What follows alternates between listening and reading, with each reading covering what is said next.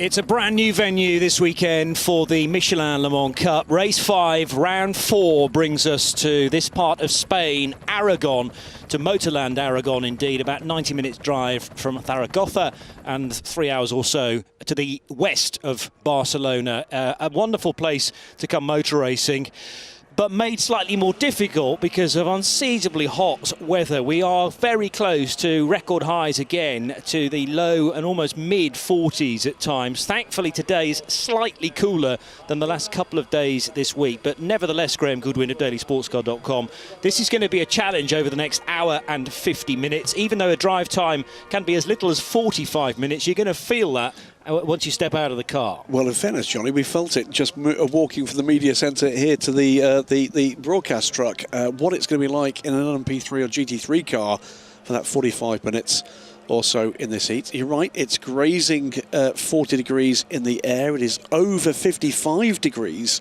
track temperature and radiating heat back up at you from the surface here and on pit lane too. A very challenging environment indeed for the 40 cars that are about to do battle. Qualifying happened earlier on today, 2 segments of 15 minutes for the GT3s and the LMP3s. An indication, though, of where round 4 sits in the season. We've already been to Barcelona, 2 races at the Road to Le Mans and the Le Castellet, so a couple of visits in France. This is our second time to the Iberian coastline, or to the Iberian area of the Europe, if you like. Spa-Francorchamps next in September, and then towards the end of October, the final 1 hour and 50-minute race will be on the Algarve in Portimao. Yeah, Frédéric Leclerc there to the left is the CEO of LMM, who look after the Michelin Le Mans Cup as well as the LMS Asia Le Mans Series and the WC. Thierry Bouvet, by the way, with him, the technical director and one of the men responsible for the rule set that supports the extraordinary explosion of interest in sports car racing. Yvan Muller there with the M Racing team we saw bearded on the pits on the grid, and now this 5.3 kilometre track, Johnny. First sector, you're climbing all the way up to turn 5, turn 7, in fact, the highest point on the circuit. Then the corkscrew at 8 and 9, very tricky through 10, where you've got to be patient before applying the throttle, but that will chew through, particularly the front right tyre. And I posed the question to 1 or 2 team managers, how do you think tyres are going to get on across the stint? Nobody really knows. And then the final sector includes an over 1 kilometre long straight that feeds into that very tight hairpin at turn 16, and then the high-speed chicane to finish the lap. 5.3 kilometres, Herman Tilke designed track along with Pedro de la Rosa, the former Formula 1 star, and a chance really to make several mistakes on one lap, particularly when you include 40 cars spread across 2 different classes. And this track is not necessarily a track that regularly features multi-class racing, so there are a number of questions that we hope to have answered by about 7:30 tonight. 38 degrees it says at the moment in the air, 51 degrees for track temp, but I think those readings are a little out of date. I think it's gone north on both of those occasions. Into the GT3s here, 29th overall for the number 64 car, second on the grid in GT3. We just saw at a moment ago, saw the Racing Spirit of Le Mans Aston Martin in third. This is the 992 version of the Porsche for Team Parker Racing. Alex Martin will start this car, and it'll be another Porsche, I'm sure we'll see in just a moment or two, that will be on pole position. Beautiful lake just outside the circuit surrounds here. It's low-lying ground and almost desert. In places, yeah, but then there's also greenery in other areas as well. Here's the Porsche you were talking about. It's had a really good Road to Le Mans event, although you have to work your way through the results in that because, of course, it was a WRT win for both of the Road to Le Mans events, but they are not regular season entries, so actually taking the maximum 15 points, Le Sart was this team, HCR with Caffeine 6 with their Porsche. They're not too far away in the championship, just trailing 10 points Arnold Robin and Valentin Hasclot, who currently lead the championship with the number 10 Aston Martin. Here's the full grid. Josh Cagill left it very, very late to snatch pole position away from Torsten Krat, so it's United and Murphy on the front row, then 360 Racing's Mark Richards and Julien Gerby, despite being Spanish, has never raced here before. Team Virage and Oscar Bitar, the Paraguayan driver, starting alongside Adrian Schiller, and then Cool Racing with CD Sport, a Spanish outfit, of course. Luis Saint-Juin will be on the inside of that road. Then Team Tour, Auden Gudmundsson, joined by Matthias Luton for MV2S Racing. 11th position for Ben Stone in the Inter-Europol competition, number 13. He's joined by the Racing Spirit of Le Mans entry for Jean-Ludovic Foubert. Erwin Creed and Tony Wells for M Racing and Nielsen Racing on the 7th row. 360 Racing, Terence Woodward. He had a drama in qualifying. Fire extinguisher went off and the car was immediately out of the session. Chris Short comes next alongside the CD Sport, the second car there. John Melson will start 19th alongside Alexander Bukantsov for DKR Engineering. The second MV2S Racing car will be started by Christoph Cresp, an American John Schauman alongside for United. Steve Parrow for Rinaldi Racing has Andrew Ferguson for company and the 24/7 Motorsport car. Klaus Aberland for Fricadelli Racing. Patrice Lafargue is alongside for EDEC Sport. In 27th place, it's Jonathan Brossard for ANS Motorsport. Then Tim Kressig in the pole-sitting GT3 Porsche for HCR with Caffeine 6. Alex Martin and Arnaud Robin, the co-championship leader, next, 29th and 30th. Then some more LMP3 cars. So we have got the overlap. George Nakas and Andres Latour, who had a spin in qualifying earlier.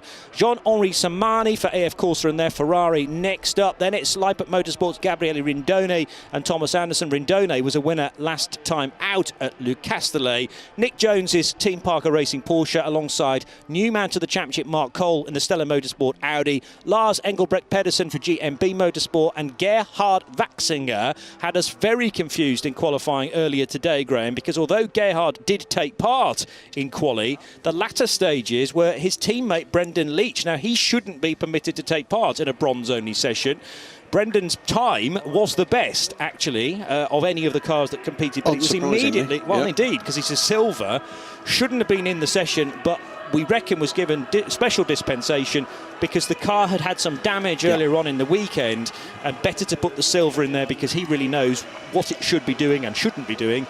So the time was deleted for Brendan Leach, even though briefly he was on pole position. That would have been unfair, and Gerhard Watzinger, in fact, starting therefore 11th position of the 11-car field in GT3. Yeah, still haven't established, by the way, whether or not they were given permission to do that or not. But either way, it doesn't affect the running order. No. This is the number 77 car from Team Tour.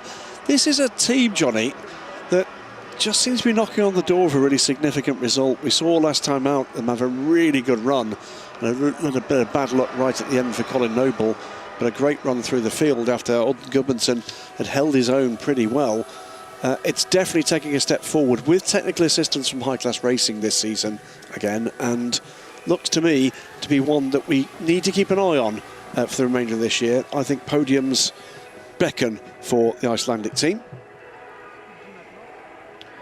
So conditions glorious, in fact a little bit too glorious, although the point of racing at this time of the day, there's been quite a bit of downtime through the course, well, particularly around lunchtime, because that's when the sun is at its hottest, although the asphalt has been clearly absorbing all of that temperature, and that's why we're north of 50 degrees, at least at ground level. But the race is going to start in about 12 minutes' time. That's 5:40 local, and we're running all the way through till 7:30 tonight. It's going to be well ahead of sunset, which is about 8:30 at this time of year at Aragon. Tomorrow's race, though, for the European Le Mans Series is deliberately being held into the nighttime span, and that's the reason why after this race there's actually a night practice for the ELMS cars. They're free practice 2 for 90 minutes. Yeah, 6 p.m. till 10 p.m. local will be that race, and sunset I think about 8:45 p.m. so we'll be in full darkness by the end of the race. So a race into darkness, really evocative for endurance racing fans, of course. You can't get very far around the world of endurance racing without the word, or the words, Le Mans coming up, and the Michelin Le Mans Cup is certainly no different. But keen to get things underway, because those cars will be baking right now. We have seen, by the way, with even higher temperatures over the last couple of days, a number of these LMP3 cars in real trouble with the engines' temperatures causing failures, all sorts of things. Don't think we're quite in that league yet, but I'm prepared to be made a liar in the action we're going to have to come. It really is something of a reset, isn't it? A lot of these teams and these drivers will have tested here.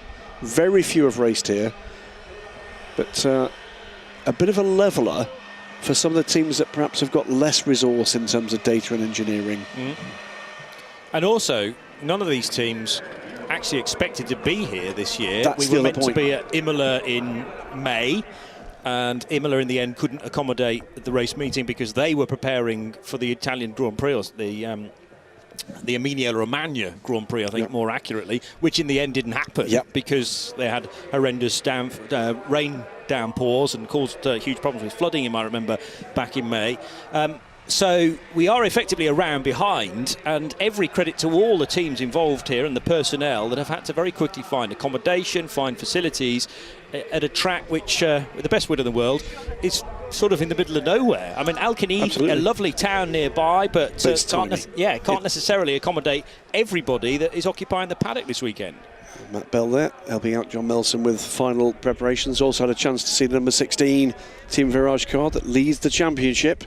Quite a story developing there with Guillaume Henrion, who dominated the Ligier European Series last year and has stepped up to LMP3 and is doing pretty well there too. 25 car, Mark Richards put in a great run in qualifying to secure third place. He's joined by the only female driver on this grid this weekend, Belen Garcia, ex-Formula W Series. W Series, my apologies. Now defunct, I'm afraid, that series. But some big stories on the front row here. And you ran through who's aboard the cars. You mentioned Torsten Kratz. Torsten Kratz wasn't going to be aboard that car until about 15 minutes before the session that he very nearly set pole for. That's right, and a shrewd bit of conversation, shall we say. It was actually set up, I understand, at some point yesterday or the day before. And Greg Murphy, who looks after this car, of course, it's Murphy Prototypes. His team, the 48 machine, have had a late driver change, but so what a man to plug into there. Torsten Kratz, who has a mighty amount of GT3 experience, but he's also raced a number of times the Duqueine in LMP3 format, so knows this particular car and starts from the front row. Fantastic bronze really driver as well. But and by the way, that would have been the first pole position for Murphy Prototypes in any competition since 2014. They didn't quite get there, but the team that is on pole position is a team that has not set pole position in this championship since the Road to Le Mans in 2020, and that would have been with the pro driver aboard. But Josh Cagle it was that snatched it away, and United Autosports, an unfamiliar position to be in at in the Michelin Le Mans Cup. Huge success for the Yorkshire-based team in LMP2 and LMP3 down through the years, but Michelin Le Mans Cup has often been used by that team as their development program, which means less experienced gentleman drivers will generally be the offering here. This, though, is a bit of a one-off for the number 22 car. Josh Cagle wouldn't have been expected to be here without, I think, the date change. There's meant a couple of things. One is some teams and drivers will have had other plans that they've not been able to change, but it's great to see so many of the teams and drivers. 40 of our 42 car regular grid are here and will race and race hard. And we're going to get to see, I think, Johnny, what the Michelin Le Mans Cup has been doling up forever, which is spectacular racing in action. Yeah, the 22 car has featured previously in this championship this year, but Jerry Kraut and Scott Andrews have been its drivers. So you've got West Yorkshireman Josh Cagle, joined by Garnet Patterson, who again is new to this track, the Australian, but he won't be necessarily new to these temperatures. Indeed. Being from New South Wales, the 30-year-old silver-rated driver who's busy in GT World Challenge in Australia this year as well, although he raced in the Asian Le Mans Series Championship for United earlier this year at LMP2 level. Final checks being made by the track crews and the race officials to make sure that the track is ready for racing, and we're just a little over 5 minutes away from the advertised start time now. This is the astonishing downhill straight, mighty fast, and comes into a complex that's got the other part of the story for this track is a very much a favourite track for testing. All sorts of machinery here, all sorts of track configurations available. At the end of that straight, we go a little bit further than most of those tests with the hairpin bend. Here then, again, to run through the grid, Mark Richards for 360 Racing. It was a tale of two cars really for 360 Racing. You said earlier, Johnny, Terence Woodward with the fire extinguisher firing in the cockpit, forcing him to a halt, and that brought out a red flag. But Mark Richards in the other 360 Racing car, very nearly on the front row. What we don't know is quite how much work needed to be done to that 360 Racing car, because you never like a fire extinguisher to go off, particularly with the driver in there. Thankfully, Terence was able to get out pretty sharpish, but visibly his suit covered in extinguishant, in residue, the helmet as well, almost with sort of white powder all over it and destroying the very nice paint scheme on his helmet. But that will all have been cleaned out. Not a job that the team would have wanted to have done, but at least there were many hours to do it between qualifying that finished at about 11 o'clock this morning and the race start time, or the pit lane opening to begin the race build-up at around about 5 o'clock this evening. Tyres are going to be a major issue here. You can change tyres during the pit stop. That's, remember, somewhere between 45 minutes into the race and 45 minutes to go in the race, because each driver has to adhere to the minimum drive time. Brakes, potentially an issue as well in this heat, particularly at the end of that very long straight and into turn 16. There's one or two hard stops elsewhere as well. And then there's this potential issue about LMP3 engines as well. So they'll be looking at temps there, making sure that there is sufficient cooling along the way. But once you get going, there's kind of not a lot you can do other than live with the problems, drive around them. Absolutely right. And again, you've just neatly summed up there, Johnny. One of the appeals we've got to come for the next hour and 50 minutes is there's an awful lot we don't know involved here. And what do we know about any endurance race? Formation lap has started. Green flag, formation lap has started. What we know is that it's unpredictable, that it will throw drama and action at us by the form of good racing, good and bad fortune. And away they go at the start of the formation lap. 40 cars, 29 in LMP3, all powered by the same 5.6 litre Nissan V8 engines with a X-Track gearbox. And then a varied grid of 11 GT3 cars in their own race, but on the same track at the same time. And that, very often, is where things get spicy, with the elements that almost uniquely sports car racing brings with absolute predictability to the racetrack, and that is traffic. A lot of gradient change here, more than you would expect. 50 metres from the highest to the lowest point. There's the really nice bit of the track at 8 and 9 through the corkscrew there, but also the climb in the early part of the lap is a real challenge. And yes, traffic, once the LMP3s start to catch the tail enders of the GT3s, could be very interesting indeed. T15, take your grid position, and we will use the shortcut before T16. Where are the ideal places to get shot of some of the GT3 traffic if you're in an LMP3 car and looking to not delay a lap time as much as possible? But the iconic photographs of this place really do involve that run to the top of the highest point at turn 7, and then through the corkscrew, the long lingering left-hander at turn 10, downhill, and then the tricky approach to turn 12, where you're having to still slightly rotate the car but also hit the brakes and run through turn 12 past that famous wall to driver's left. We're going to catch a glimpse of that part of the circuit in a moment or two. So they're working their way now around this formation lap. Sensibly, spectators in the grandstands have brought some coverage with them, i.e. some umbrellas, not because we're expecting rainfall. That apparently comes maybe Sunday or Monday of next week, but just to shield from the sun's rays that are still very intense. There's the huge stone wall on the left-hand side of turn 12 in what I was calling earlier on this massive bus stop section. Left, right, right, left. But the crucial corner of those four is really turn 15. You have to get that one right, because that then determines your top speed on that kilometre, 1.1 kilometre long straight, in fact, down into turn 16. Grid position. Assume grid position, exit T15. So race director calling the field to order behind the Porsche Taycan. Please close the gaps. Please close the gaps. So that's beginning to come into play now, but it's a big old grid to get in order. Come down towards the hairpin at the back end of this circuit.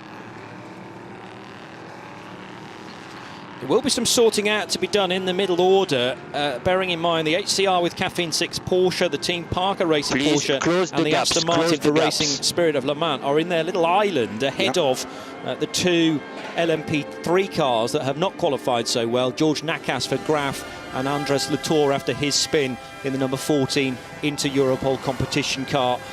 It's a first ever visit for the Michelin Le Mans Cup to Motorland Aragon, as the cars just work their way off what is the normal racing circuit, given guidance to do that by the race director. Next time around we'll be heading into the really tight and slowest corner of the circuit at turn 16, but this will ensure a cleaner start as they work their way now up the hill through 17 and 18, and the pace car, the leading car, peels off into the pit lane, and with 1 hour and 50 minutes on the clock, near enough bang on time, we're racing in the Michelin Le Mans Cup here at Motorland Aragon, and the bomb burst begins already as so many cars try and work out the fastest way through turn 1, and there's so many problems though in the midfield. Spins here, there and everywhere. At least 5 cars off the circuit already, Graham Goodwin. Yeah, 97 Cool Racing, 13 for Inter Europol Team Tours, 77 car caught up in that melee as well. But 2 of the 4 cars involved seem to have got away. So I also think that Torsten Kratz took a bit of a biff to the rear left corner in the first corner melee. Might be worth keeping an eye on whether or not there's any damage done there too. Kratz has not yet reached the end of Sector 2. He's tumbling down the order. He started on the front row, remember. Josh Cahill leads now from Mark Richards for 360 Racing. Oscar Bitar for Team Virage has had a killer start, and in fact he leads a 3-4 for Virage with Julian Gerby in there into 4th place as well. Big loser at the start was Louis Saint-Juan in the 97 car, started 7th. He's now circulating in 37th. And stopped is Tony Wells, also stopped. That's the Edex Sport car. I think that's the 27 car. So troubles all the way right. 17, my apologies. That'll be Patrice Lafargue. But all sorts of problems on what has been already an incident-filled lap 1. It really has, but Josh Cahill will be thanking his lucky stars that he's managed to scamper away in the lead and has almost a seconds lead over Mark Richards. We're still gathering together exactly what happened at the first corner. I sense that might be a rather difficult run through there with so many cars trying to get to the racing line as soon as they could. But there's the breakaway, the number 22 car for Dewsbury man Josh Cahill, and we immediately go safety car because surely there are so many stranded cars around the racetrack. Tony Wells has not reached the end of Sector 1, and there are several other cars. Torsten Kratz, one of them in fact, didn't get to the end of Sector 2. Well, I think he's not got there yet, is the answer. He's just going very slowly. The only car that I think has stopped is Tony Wells, but we've got a couple of walking wounded for certain. And I think we're going to see more than one car head towards pit lane. So trouble out on track for Murphy Prototypes with that puncture after contact from the inside of turn 1. Behind that, a melee that took in 4 cars, all of which seem to rejoin. I didn't see the Nielsen car as being part of that problem, Johnny. No. But later in the lap, Tony Wells, and there you can see the number 7 car. Just keep an eye on where he is. He's to the left of the picture. There's the hit on Torsten Kratz. And that was the first of the 2 Virage cars, so I think it was Oscar Bitar. CD Sport car off the road, and Inter Europol competition car spins Team Tour in sympathy with the Team Tour car. Now, Tony Wells went right to the outside there, and he's not appeared at pace back into the picture. So there's been a problem for Tony Wells in that melee somewhere. Torsten Kratz did eventually get through Sector 1, but it took him 101 seconds to do so because that rear left is heavily damaged, and the bullet that sits immediately behind, the cheese wedge-shaped carbon fibre box, was certainly hampering progress. And then the spin right in front of the HCR with Caffeine 6 Porsche. How on earth did he get around there? I have no clue how he missed that car. And there was also the Team Parker Porsche as well that the HCR car could very easily have sideswiped inadvertently. But great driving from both Alex Martin, who now leads GT3, and Tim Kresick, who was the meat in the sandwich between the spinning LMP3 car and the now new GT3 leader. So remarkable, we've lost only 1 car in that lot. At the moment, Torsten Kratz has made it back to the pits. Tony Wells, we saw on camera out of the car, and that car looks done, unfortunately. Here comes Torsten then in the Greg Murphy run car, Murphy prototype. It's wonderful to have this paint scheme back in ACO Rules Racing, to have the Murphy name with so many stars that have come through their ranks, including Brendan Hartley in the LMP2 days, of course. And Torsten Kratz was not meant to be in this car midweek, but a couple of days ago there was an arrangement to get Torsten in as part of the team to join Will Bratt, who's also taking part in the Michelin Le Mans Cup for the first time. Never raced a prototype before, although he has a strong single-seater background as well. And a sorry sight for Tony Wells' Nielsen racing car already having to be stretchered away. Torsten Kratz is back in the race and remains on the lead lap. He got that car back with remarkably little damage. Now this could be quite an interesting phase when we go back to green. Torsten Kratz, one of the quicker bronze drivers in this field, at the back of what will be now a 39 car field. So Torsten will catch this train, I've no doubt. For those wondering, by the way, the safety car being deployed does not close the pit lane in this type of racing. European Le Mans Series tomorrow, it will do. It closes it for 3 laps, but there's no issue at all with Torsten Kratz coming in, receiving quite a lot of work there and getting going again. So the pit lane remains open during a safety car. And in truth, in this case, I think that's justice served. There was contact, that was the problem. Contact at the rear.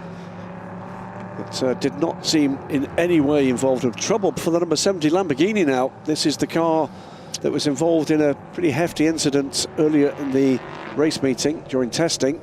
Required barrier repairs, delayed things somewhat. And then this was the car that we think was getting some shakedown laps during qualifying. But that car has stopped. Somewhere in the middle sector, but not necessarily right at the end of it. It's just that our track map is expecting the 70 car to burst into the final sector. I think he's possibly at the hairpin. Yes, okay. We are under safety car. Even if the lights are not on, we're being told at the moment, the safety car is reported to have trouble with its lights at the moment. So right. No light bar being shown on the Porsche. That is going to make the restart a little complicated, shall we say, because it's going to have to be done old school. So Gerhard Ratzinger is hearing or seeing something that is worried him. Another pit caller, by the way. That is the number 13 car of Ben Stone. That was one of the cars involved in that multi-car clash on the outside of turn 1. So is this just a check over, or has he got a particular problem? I won't be surprised if that's going to be 4 flat-spotted Michelin tyres now. But the concern is clearly around the nose of the car. Oh, not the full nose, but just the cover. Panel. Yeah.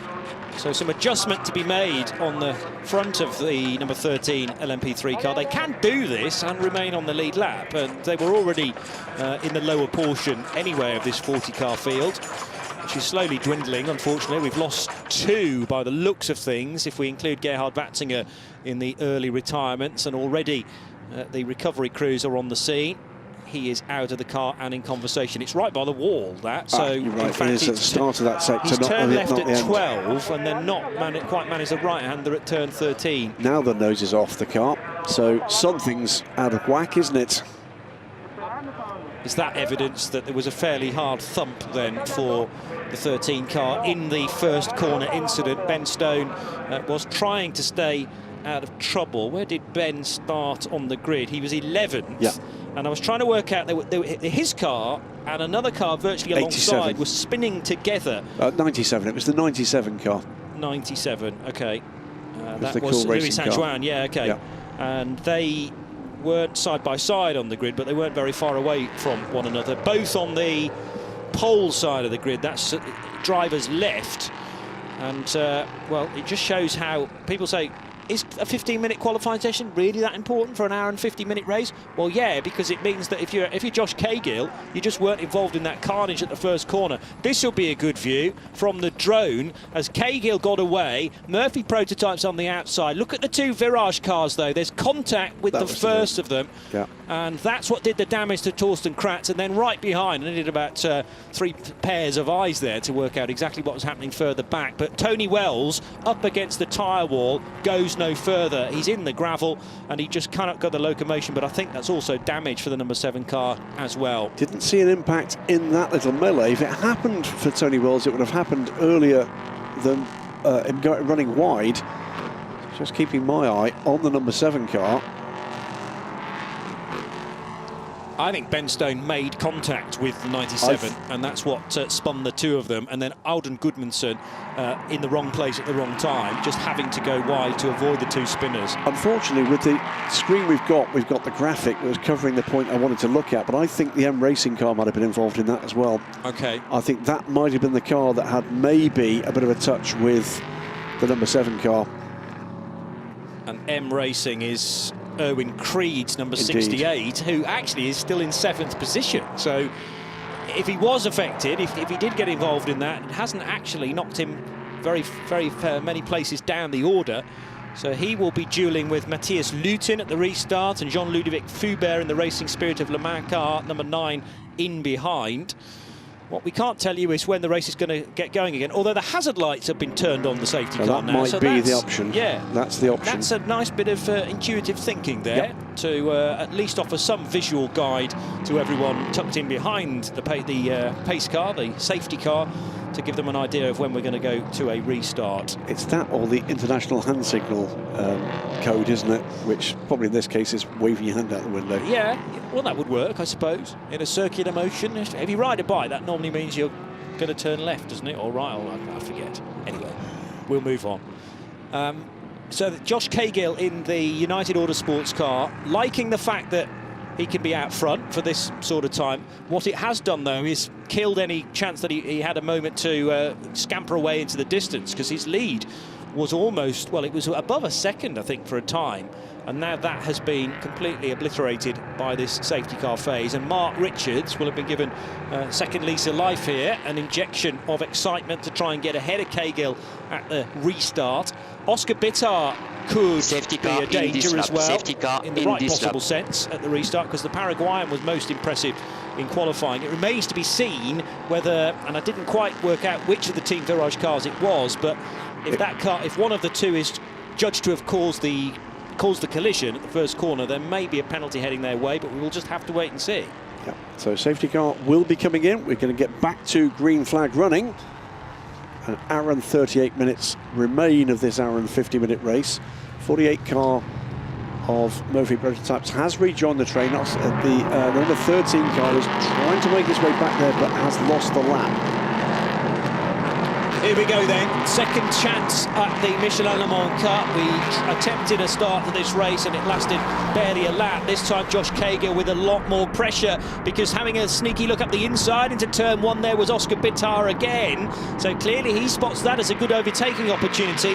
Mark Richards very distracted by the yellow, orange and black car, so he's already lost early ground on Josh Cahill as this run uphill continues through turns 1, 2 and 3, and then this difficult approach to turn 5. You're having to turn left through 4 and then immediately hit the brakes, get the car over to the right hand side and rotated through turn 5. But Cahill wasting no time again, opening up a lead to nearly 9/10. Yeah, it's fallen his way so far, hasn't it, this race? The elimination from the front group of Torsten Kratz will certainly have helped this, but he's got a great getaway, Josh Cahill, at the second, the restart, if you like, of this race.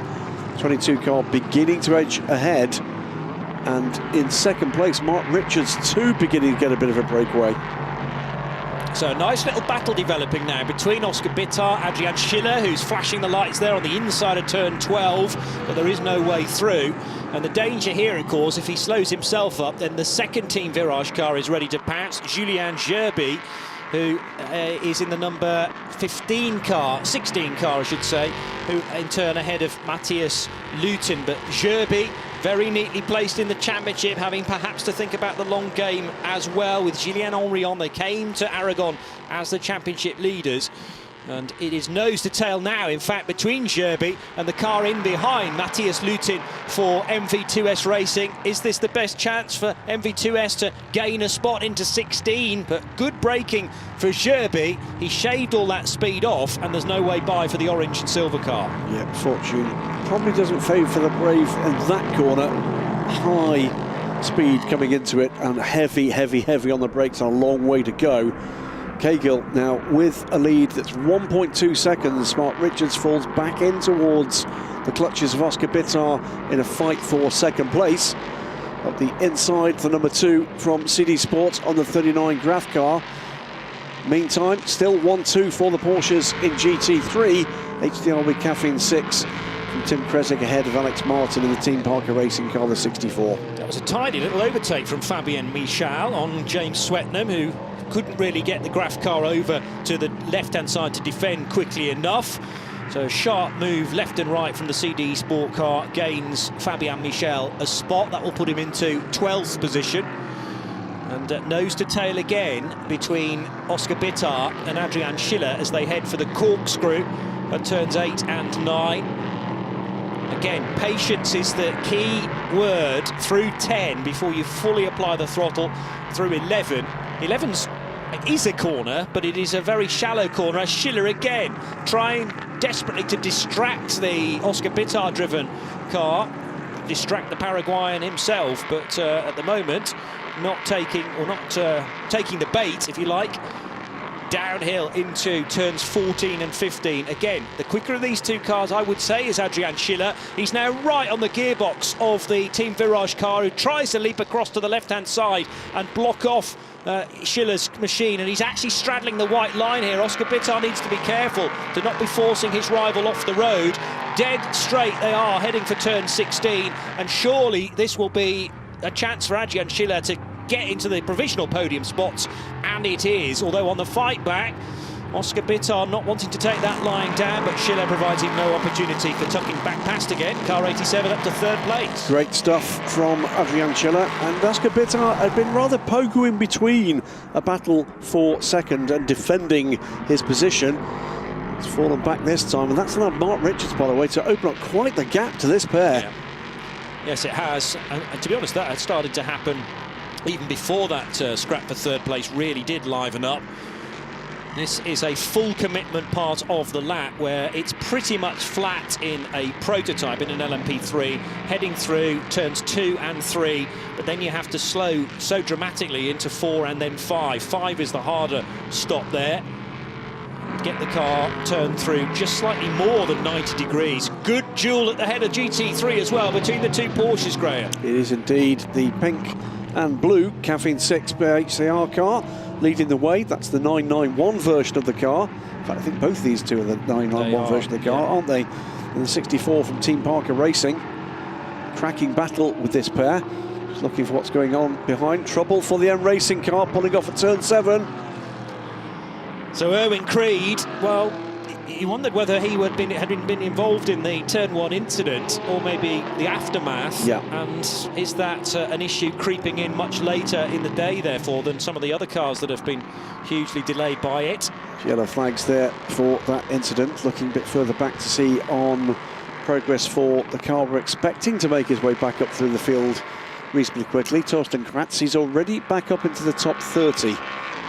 So 38th to 30 since the restart for Torsten Kratz, including, of course, some of the GT3 cars, but they're not easy to pass on a high-speed circuit. Adrian Schiller having, now there's a drama for... That's the M Racing car. That's the car you're talking about, the M Racing car. Point I was about to make, Adrian Schiller, having got by Oscar Bittar, is now reeling in Mark Richards. The gap's half a second. He's right with him on the start-finish line, yeah. So Schiller has found a bit of a rich vein of form in this part of the race. Yeah, new fastest lap, in fact, from Adrian Schiller, and helped out by that bit of clear air that he had for a lap or so, but it's now, he's got a face full of the rear of Mark Richards' car, 360 Racing's machine that did so well in qualifying earlier on. And Terence Woodward certainly had pace in qualifying earlier, but the problem for him was the fire extinguisher firing over the bumps. Alex Martin, the quicker of the two Porsches as they head across the line, so he's shaving time down as well. 10, half a second between 9, he and Tim 8, Kresick. But 7, this is the countdown 6, into 5, a full course yellow 4, because of the stranded M 3, Racing car. 2, 1, full course yellow is deployed. Full course yellow is deployed.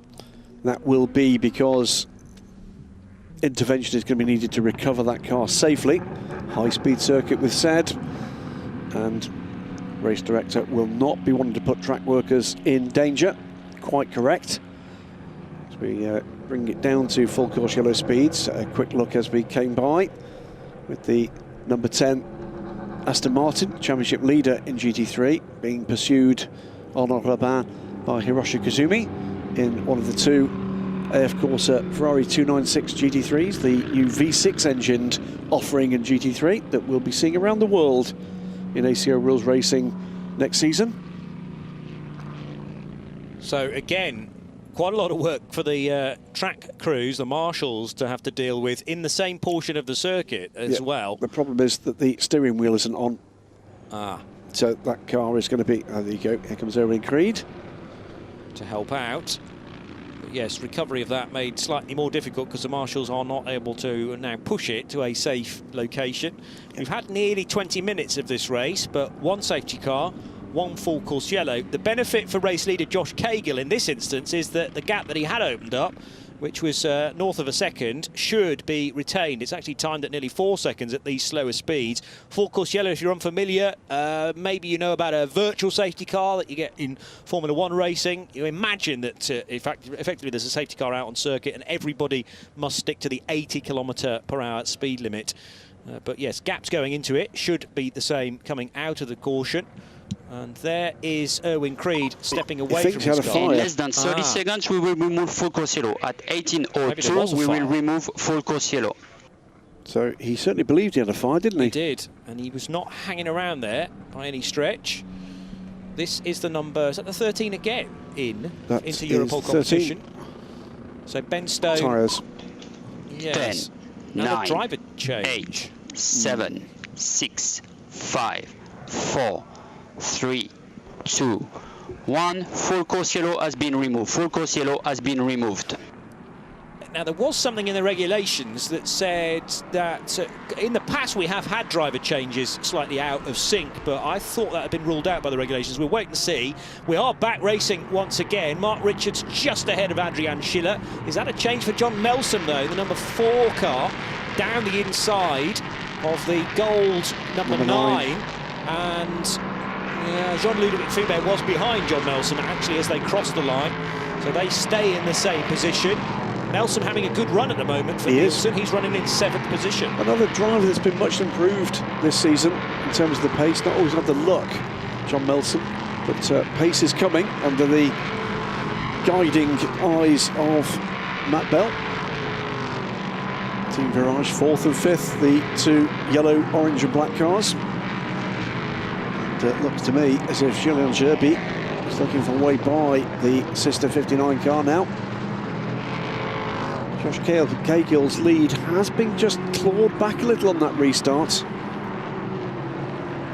Keeping a keen eye, by the way, on the number 13 car to see whether there was a driver change there. Certainly a driver was being strapped in, but whether that was Ben Stone just being slightly uncomfortable and having to have some assistance from the crew, we'll wait and see. Was this a penalty, in fact, that's being soaked up by the number 13 car? They were working on it. Or maybe there is a minimum, there's a pit stop that has to be done to a minimum pit stop reference time, so maybe they're deciding to do that now. But of course, what they'll have to do is put Ben Stone back into the car because he's done nowhere near the 45-minute minimum drive time so far. Well, we'll see how that one pans out. For the moment, it's the battling pairs, isn't it? It's Mark Richards trying to see out Adrian Schiller, bit of a lock up there in that battle, and then the 2 Virage cars just a second or so behind them. All of a sudden, Josh Cahill has got his eye back in, is beginning to extend the gap again, 1.6 seconds as they cross the line. Cahill from Richards, Schiller, Bittart, Julien Gerby, that should top 5. Team Parker Racing's Alex Martin leading now, so has taken the lead in GT from the number 86 car, Tim Kresick. And they've now got a couple of LMP3 cars between them, so good progress in 20th place from the GT3 race leader. It is the 19-year-old Santiago Concepcion who takes charge of the number 13 car, so there was a driver change there, number 13. And we're hearing also about a stop-and-go penalty for the number 13 car for causing a collision at the first corner. Well, I did wonder whether Ben Stone had been involved in that. Team Virage cars, meanwhile, absolutely side by side. 59 on the inside line, 16 to the outside. It's still 59 that is ahead. Oscar Bittard, though, duelling frantically with his teammate, Julien Gerby. Gerby has a championship to think about, of course, as well, and gets the position. So Gerby now ahead of Paraguayan driver Oscar Bittard, and it's going to be out of the frying pan and into the fire for Bittard because he's got Matthias Lutin and John Melsom snapping at his heels now. 64 car getting away now in the lead of LMP3. And in between the two Porsches, 3 LMP3 cars, including that recovering Torsten Kratz. He's now up to, where is that? 23rd place. And trouble off the road too. That could be. Is that the Murphy car? Looks to me like the Fricadelli car is involved. And no, it's not. It's the 28 MV2S car getting tangled up with the 77th Team Tour, and the Fricadelli car also involved. So it's the 28 car that's in the most trouble here, stranded in the gravel trap. Might well need, with yellow flags out at turn 12, Johnny, another intervention here. Yeah, I can understand that, and spinning in sympathy, those two cars at turn 12. We had a couple of incidents during the qualifying session at that corner as well, and the difficulty for MV2S Racing is that it's right in the gravel trap, deeply embedded in those stones at turn 12, and I don't think it's going to be able to get out of there under its own steam. It's going to need some assistance, isn't it? It's a Lamborghini and a Honda sandwich at the moment. Well, actually, it's a Lamborghini sandwich, isn't it? Yes. You described the filling and not the wrapper. When I say wrapper, I mean the thing that wraps it, not the bread, not popular music exponents. Oh, I see what you're saying. Yes. Yellow flags, local yellows being covered at the moment at turn 12, so overtaking at turn 1 is permitted, but it's a real hip and shoulder stuff there by the GMB 55 car. So that was Thomas Anderson getting ahead of Gabriele Rindone, winner last time out, and it's a safety car for the second time because of the stranded Christoph Cresp car in the gravel trap at turn 12. Any chance that this race tries to get a rhythm going, it's taken away, I'm afraid to say. And Josh Cahill will be thinking, what on earth do I need to do here? I'm leading the race by nearly 5 seconds. But again, that will be cleaned away for the United Autosports man. And out of the final corner this time, that's the 24/7 car. Yeah, the 24/7 motorsport car.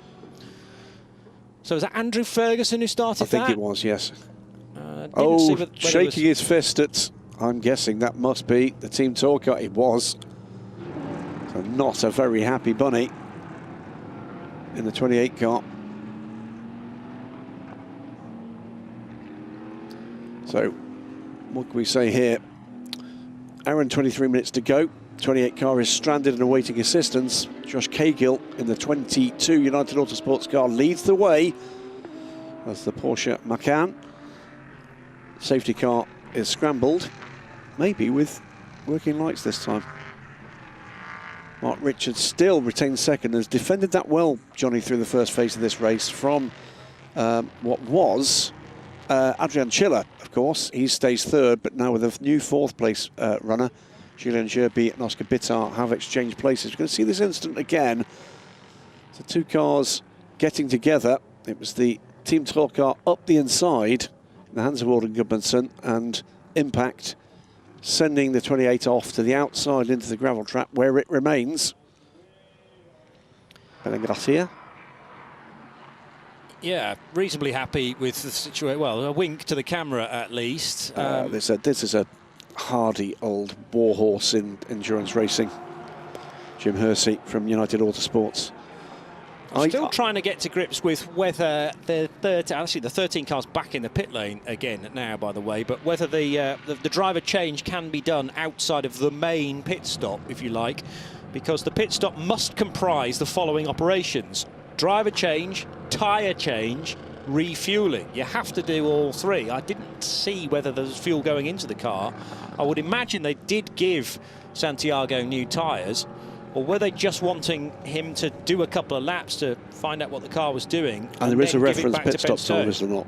There is a reference pit stop time, yes, and you can ask me what that is now, and I didn't look that up before we got going. I'll bluff our way through that one. Yeah, it's fine. I'll just move on, and no one will tell.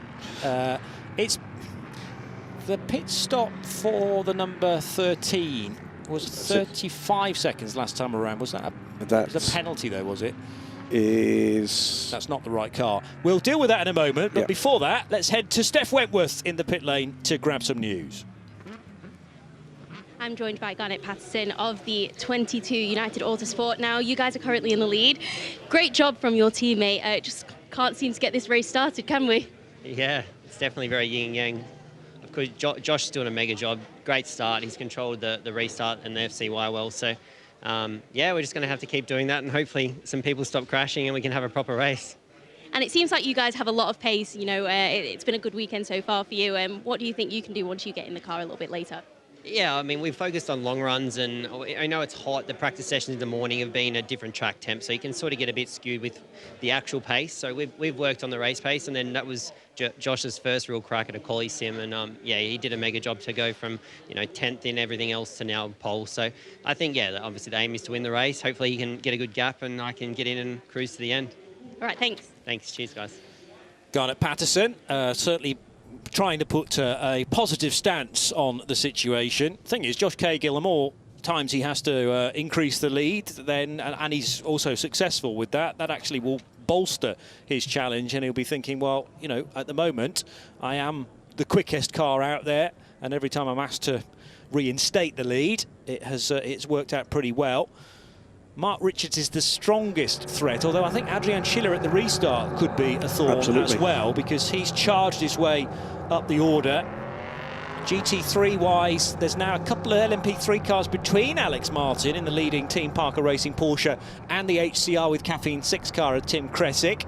Arnold Robin, championship leader in GT3, and the number 10 Aston Martin is in third, but again, 2 LMP3 cars back. And by the way, also notable in that group that's around the leading GT3 car is having cleared the GT3 leader, Torsten Kratz, up to 18th, so he's made up 20 places since that last safety car. Yeah, so that's been a very impressive run, and clearly there's nothing wrong with the car. I was fearful that some damage had been done to the rear left corner, but once they'd replaced the popped tyre, it's generally on the pace, the 48 Murphy prototypes now. And assisted by the fact the team is in line astern now. The field is in line astern. Yeah. Agreed. So there might well be more progress to be made before we get into the driver change phase for this race. Quick glimpse there of the Audi in GT3 from Stella Motorsport. Had a nice chat with Mark Cole earlier on, who's new to the championship and actually back out racing for the first time in 7 or 8 years. The last time he was with Par Motorsport in the Porsche Carrera Cup GB, so all Porsche Carrera Cup 1 Make series, but has never raced GT3 before. And I sensed a bit of frustration from Mark. He thought he might be a little quicker here at Aragon than it's turned out to be, but he is finding time with every session of this weekend, and it's likely that he will be with Stella Motorsport till the end of the season as well. So he's very much looking forward to Spa and to Portimao to close things out. Joined again by Senan Fielding. Yeah, these are cars of no little ability, and the difference between a rapidly pedalled GT3 car and one where you're learning the ropes is a massive gulf. Yeah. The great thing from Mark Cole's point of view is what you'll tend to find is that the big gaps come down in big chunks as you get to understand the machinery. It's when you get into the tenths that need to be shaved off that it starts getting really hard work. I would expect I'd expect him to make rapid progress with track time. Well, he feels that for him personally, turn 12 is a place where he could really make up half a second or so. Just needs to be slightly more confident on the brakes. But 11 into 12, it's a risk versus reward type corner, because there's always a chance, I think, of the rear end stepping away. We've had plenty of incident, particularly in the LMP3s at turn 12, and the most recent one, the MV2S racing car of Christoph Kresp ending up in the gravel with synchronised spinning there. But Senan Fielding's a big help, and certainly Senan finds a lot of time just whacking that brake pedal, as you can do in these ABS-assisted cars. I mean, Senan, for me, a real talent. He is. We've seen what he could do in British GT Championship in GT3 cars and winning the GT4 Championship for Stella. Both in Audi machinery, and his co-driver here is here in a team. That is a team management role here, Richard Williams. Good to see the pair of them still sharing the same awning, and he's going to be a real help, I'm sure, to Mark Cole. Up the hill come the field. Time ticking away here. Well, we're 11 minutes away from a pit stop being able to be made by any of these runners, because they will have done 45 minutes, and I think I'm right in saying everybody started with a bronze driver, so you would think at the earliest opportunity you want to get the bronze out, with the greatest respect, of course, because the bronze is very much part of, a key part of racing in the multi-class ACO rules type racing at Michelin Le Mans Cup level. But you could switch over to the silver, or indeed some teams have gold rated drivers from 45 minutes driving completed. Now that's surely the wrong way to be putting that helmet on. Yeah. Not great for visibility, although very good for safety. Very funny. And hilarious. It must be like living with Oscar Wilde, honestly. Every day. Down the hill through 11 come the leading runners then. And I was about to say, you've got to be mindful of keeping tyre temperature up. I don't think that's an issue today, frankly. It's in fact trying to maybe not work the tyres overly, because you want some Michelin rubber to be able to lean on in the closing stages of your stint, which could be just less than 10 minutes away now. So depending on how long this safety car, actually it's picking up the pace, isn't it, the safety car? So I wonder whether those hazard lights will be extinguished very shortly, and we'll go for another restart. So far in this 35-minute version of the Michelin Le Mans Cup, we're doing a total of an hour and 50, of course. There's still an hour and 15 minutes to go, but we've had 2 safety cars so far and a full course yellow. And it would be really nice to get some sustained running now, just to work out where we are and who is a likely contender for the podiums in each of the classes. Yeah, at the moment then, as they come down the hill, hazard light still showing on the car. So looks like we're going to go round at least one more time. United Autosports lead this race, as they have from the start. Pole position setter Josh Cagle in the 22 car, ahead of 360 Racing's Mark Richards in the number 25 car. Cool Racing's Adrian Chiller sits third, ahead of Julian Gerby in the 16 and Oscar Bitter in the 59 Team Virage cars. Matthias Lerton sits sixth for MV2S Racing. That's the surviving MV2S Racing, which just lost the sister 29 car. Before we get to John Melson, who sits seventh in the number 4 car, the first of the Duquesnes. All the top 6 at the moment are Ligiers. Jean-Ludovic Faubert in the number 9 Racing Spirit of Le Mans Ligier is 8th. DCAR Engineering's Alexander Bukantsov, the second of the Duquesnes, sits 9th, and completing the top 10 at the moment is Fabien Michal in number 2 CD Sports. That's another of the Ligiers. GT is headed by Team Parker Racing's number 64 car, still in the hands of Alex Martin. That car 19th overall, with the HCR with Caffeine 6 Porsche that has led the race. The 86 car in the hands of Tim Kresick. 3 positions back in the overall order with a couple of LMP2 cars, but second in GT3. Head of the Racing Spirit Le Mans car, again with a couple of LMP3 cars between him and his next target for second place. That is Arnaud Rabin and the number 10 Aston Martin. Fourth is the 51 Ferrari, again with LMP3 cars between Hiroshi Kazumi and Arnaud Rabin. Then a little further back, and positions 30 through to 35, all filled by GT cars. Of course, the number 83, Charles-Henri Samani. Lars Engelbrecht Pedersen in the first of the 2 GMB Motorsport Hondas. The second Honda is next up. It's the 88 ahead of the 55, Thomas Anderson. Gabriel Rindoni in the surviving Lippert Motorsport number 19 car. The 70 car was lost earlier in the race. Mark Cole, who's just heard Johnny Palmer talking about, in the Stella Motorsport Audi. He sits there in 9th, and rounding up the top 10, it is the Team Parker Racing number 18 car in the hands of Nick Jones. The incident involving Christoph Kresp and Alden Gudmundsson has been noted. Whether we're going to get some penalty afterwards, who knows? And the other thing I was going to tell you is that, unfortunately, the 13 car, after now 4 pit stops in total, has not re-emerged from pit lane. So I was rather concerned that they'd done their driver change at the wrong point in time. I don't think that's going to be an issue now, frankly, because I think, unfortunately, for Ben Stone and Santiago Concepcion's whatever car, the issue is, it's bitten hard. he's out of the race, basically. Yeah. So we don't need to worry about car 13. Many laps down now. 105 seconds, by the way, is the reference pit stop time, with thanks to Jeff Carter. Excellent. However, Christophe Cresp is running again, and the hazard lights on the safety car, because we've got this lighting bar problem, but the hazard lights have been unleashed now, and therefore we are about to go running once again. 105 seconds for ELMS, it's 160 seconds for the Michelin Le Mans Cup. Oh, my apologies. 160 seconds. I've seen one message from Jeff and not the other. Yeah.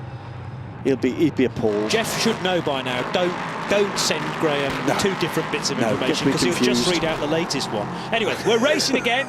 Here comes Josh Cahill. Now, can he stretch the legs of the United Autosports Ligier over Mark Richards? It's the 2 effectively UK-run cars. Although United... Oh, a spin for Klaus Amelan in the Fricadelli racing car. That might have been contact induced. I have to see that again. And also HCR with Caffeine 6 Porsche goes well wide at the first corner and almost kisses goodbye to second place. Tim Kresick is just about ahead of Arnold Robin, but is now going to have the pressure applied by the Frenchman on Tim Kresick's HCR with Caffeine 6 Porsche. What that has done is now really opened up the gap in GT3. It's Team Parker's effectively to give away at this stage, with Alex Martin starting to push on at the restart. That was my concern about tyre temperature. I wonder whether just the tyres... No, I think that the contact initially for Fricadelli's car, but why then did the HCR Porsche go so wide? Let's have a look again. It was all on his own, Klaus Amelan, and very nearly involved the second of the United Autosports cars. Huge lock-up into turn 12. Look at the tyre smoke there on the run into that tricky left-hander at the base of the long turn 11. I think whichever car that was did actually manage to get turned in at turn 12 successfully. And now, once again, the Team Virage car of Oscar Bitter under massive pressure from MV2S Racing's Matthias Luton. And with a big gap now behind Julian Gerby, so he's almost playing rear gunner here, but I don't think that's the idea. More big lock-up ahead of him. So we're getting within, what, 4 minutes of the pit stop window. Josh Cahill still leads the way, almost side by side there for the 29 from MV2S. Matthias Lurton, another star in the bronze arena. John Nelson looking very racy behind this pair as well. Needs to be careful. Needs to be careful about track limits. And who's that? Having a little look at the inside. Fabien Michal for CD Sport on Jean-Ludovic Foudbert. Terence Woodward is in that mixture as well. So Josh Cahill already building the race lead to 1.5 seconds, but Mark Richards versus, side by side for the GT3s. And I thought Tim Kresick had messed it up, but all of a sudden, that's him now ahead of Alex Martin. So what on earth slowed Alex Martin down? I was worried actually about the commentator's curse, because I said it's now Team Parker's race to give away. Well, all of a sudden, after about a lap, Kresick all revved up, jinks to the right-hand side at turn 1 and fully around the outside, but he is off the track when he pulls off that overtaking manoeuvre. So are there now question marks about track limits for the new GT3 leader? But what caused the number 64 car to lose that time? He had 2 LMP3 cars between him and distance. Yeah, agreed. So it must have been a rocket restart from the 86 car. Well, no, it really wasn't, because Kresick messed up turn 1 for me at the restart, lost ground. He was then in the clutches of Arnold Robin, still in third in the Aston Martin. So I think there's been a mistake somewhere on that lap by Alex Martin. It was a 206 compared to a 205 for the new GT3 leader, 205.1. So he lost about a second on that lap to Tim Kresick's HCR car. There are going to be 2 drive-through penalties, by the way, and it's both for GT cars. It is the start procedure that's been investigated, and it is 2 of the lower-end runners at the moment. The 18 from Team Parker Racing and the 42 Audi from Stella Motorsport will get drive-through penalties with issues around the start procedure. Good pace from Mark Richards on this lap. Also a best sector tie for Julien Gerby through sector 1. So is that an indication that maybe with a slight dip in temperature, the track's getting faster now as it just gently cools? Tyre wear's clearly pretty good as well, because we've got PBs for both Mark Richards in second and for Julien Gerby in fourth position. And Julien Gerby is opening up the gap back to Oscar Bitar, his Team Virage teammate. I rate that as 6.3 seconds it is between Gerby and Bitar, which is a huge chasm. And that's opened up since that safety car pulled in. Saw a bit of tyre smoke a couple of times in that group. Meantime in GT, pulling away quickly. Tim Kresick just looking for the relative pace between this car and the chasing Aston Martin in third place. Here come the early pit stoppers then. No, these are the two. These are the two drive-throughs. I'm going to say we're still too early for actual pit stops. So drive-through for Stella Motorsport and for the team Parker number 18 Porsche. And the pit lane exit. Ooh, what happened there? Is that the MV2S racing car running over debris? Debris was actually on the track already. He was just kind of thrown in the air. Well, as long as one of the Michelin tyres didn't actually run over the debris, then might well have got away with that. So was that Matthias Luton picking up the debris, or was it Christoph Cresp, who has rejoined, of course, is back in the race? It was Luton, okay. Yeah. Richard Dean, no mean racer himself in his day, still does some historic racing, but he's the team principal at United Autosports, and this is a great position for them to be in. They've still got a very capable Garnet Patterson to come in this car. And they'll be happy not to be involved in this second place fight, which at the moment involves two cars, but very nearly three, because Julien Gerby looking to latch himself on the back. And look at all this as well, with so many, 5 prototypes trying to work their way into pit lane effectively, because we have now reached the 45-minute marker. No, this is late calls, I think. It really was late call, very late call to say, get in the pits now. There's trouble in the background. There's 2 cars off in the background. Okay. So, just watch it. See that shot again. There was trouble there. Big time. Big time. But if you then look as the cars come to pit lane, just beyond, and I think there is a car off into the gravel as well. It's a white prototype. Were it not for those spins and those cars had headed into the pit lane, I don't think the 45 minutes would have been up. But the spin actually killed some time there. And they surely the team managers are on, get in the pits quick and we'll change the tyres and you won't have breached the drive time. And by the way, in amongst that group and up to 7th place now from 38th, Torsten Kratz. Incredible. Yeah, absolutely phenomenal drive there from the man from Mönchengladbach. He put me right on that a little earlier on today. I always like to mention Wuppertal, which was his birth town, but he lives now in Mönchengladbach. And a regular, of course, around the Nürburgring Nordschleife in Cup 3 in the Caymans, but a mean racer when it comes to LMP3s as well. So amongst the stoppers in these early knockings, Team Virage's Oscar Bitar seemed to struggle at the end of that stint.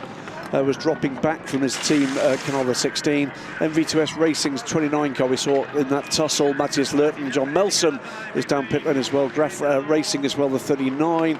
26 from 360 Racing, Terence Woodward, and Ord Gudmundsson in Team Tour. Also a gaggle of GTs on pit lane. In fact, it's only the top 3 cars in GT that have not stopped.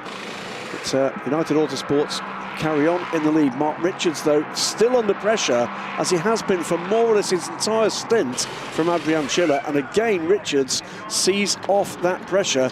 But these 3 cars, Richards, Schiller, Gerby, coming into what will surely be their pit stops very soon, as a group of 3 battling hard. And Julien Gerby, this might be a great chance to get ahead of Fabien Michel. Adrian Schiller, I should say. Fabien Michel's a bit further back, but Gerby applying the pressure to Schiller in the cool racing car, the silver and black machine, as they now work their way through the tricky right-hander at the highest point on the circuit, turn 7. Then this downhill approach to a much tighter right and left at what I've been calling the corkscrew. For obvious reasons, you descend quite rapidly there, and then heading into turn 10, where patience is the key word. Fricadelli, who have had a dramatic spin at turn 1 in this race. They're going to be doing a driver change, so that will be Klaus Abelan out and Felipe Fernandez-Laza in again. The contact between number 26, which is Terence Woodward, and 29, MV2S Racing's Matthias Lutin, is now under investigation. It was Terence Woodward spinning, was it not, on the run into pit road as well? Yeah, there's a couple of slightly sketchy looking at challenges into a couple of corners where there was no real room, and I would expect we're going to see another couple of decisions from race control before this race is done. The last thing you want at a track like this is a late call to get into the pit lane, because you're fully committed through turns 17 and 18, and the left-hander at 18 then puts the car right over to the right-hand side of the circuit. Pit lane entry is on the left-hand side, it being anti-clockwise here, and with the pit lane on the inside of the track. So a late call is not what you want. You have to pre-plan your route into pit road, which is an awkward run through the tyres, effectively, to get to the pit lane. First of the trio to cough was Mark Richards. He's on pit lane now, the highest runner so far to make the stop. Josh Cahill goes through 5.5 seconds ahead now of Adrian Schiller. Julian Gerby looking to hang on to the rear wing of the Cool Racing car. United, Cool, Team Virage, Murphy Prototypes, 4th place. So 360 Racing and the outgoing driver Mark Richards, who should be very, very pleased with that stint. He's going to be handing over to Belin Garcia, and we're left with 2 drivers now battling it out for 2nd and 3rd. Garcia will feed back into this mixture in due course. Julian Gerby desperate to dispatch Adrian Schiller before the pit stops, if he can do so. And both of these cars will be required, like everybody else, to be in the pit lane for 160 seconds. So we're looking for 2 minutes and 40 is the magic number. And so far, I think everybody has hit that, or gone above it, which is absolutely fine. Some right on the money, 2 minutes and 40. But if it says 2:39, then that is unfortunately the time where cars will have to come in and soak up that extra second, or however much they've cut it short. Impressive stuff, by the way, from Mark Richards in the opening stint from 360 Racing, and under pressure almost throughout. It'll be Belin Garcia that comes back out for 360 Racing as the car is serving that minimum, that reference pit stop time. Torsten Kratz, meanwhile, has... Oh, he pitted earlier on, hasn't he? He's carrying on, trying to bridge the gap. He's about 10 seconds back from Julian Gerby. Yeah, the Torsten Kratz car pitted right at the start. Adrian Schiller and Julian Gerby pit at the same time, and Gerby will be frustrated to have not got into 2nd position. Josh Cahill also stopping, by the way, and the number 22 United Autosports car will be handed over to Garnet Patterson, who we heard speaking to Steph Wentworth a little time ago. Garnet will have felt like an age, I'm sure, as the spectator to this early part of the race, stop-start as it's been. Yeah, going through, by the way, and by the way, drive-through penalties again for both the 18 and the 42, this time for crossing the pit exit white line after they took their drive-through penalties. I have to say, I thought that was the case. They were crossing the blend line on that awkward pit lane exit. Here is Torsten Kratz for Murphy Prototypes. Leading the race at the moment, because he's not pitted yet. He has pitted early in the race to replace that damaged tyre from turn 1. He's come up from 38th place to lead this race, and he's done most of that without the help of cars pitting ahead of him.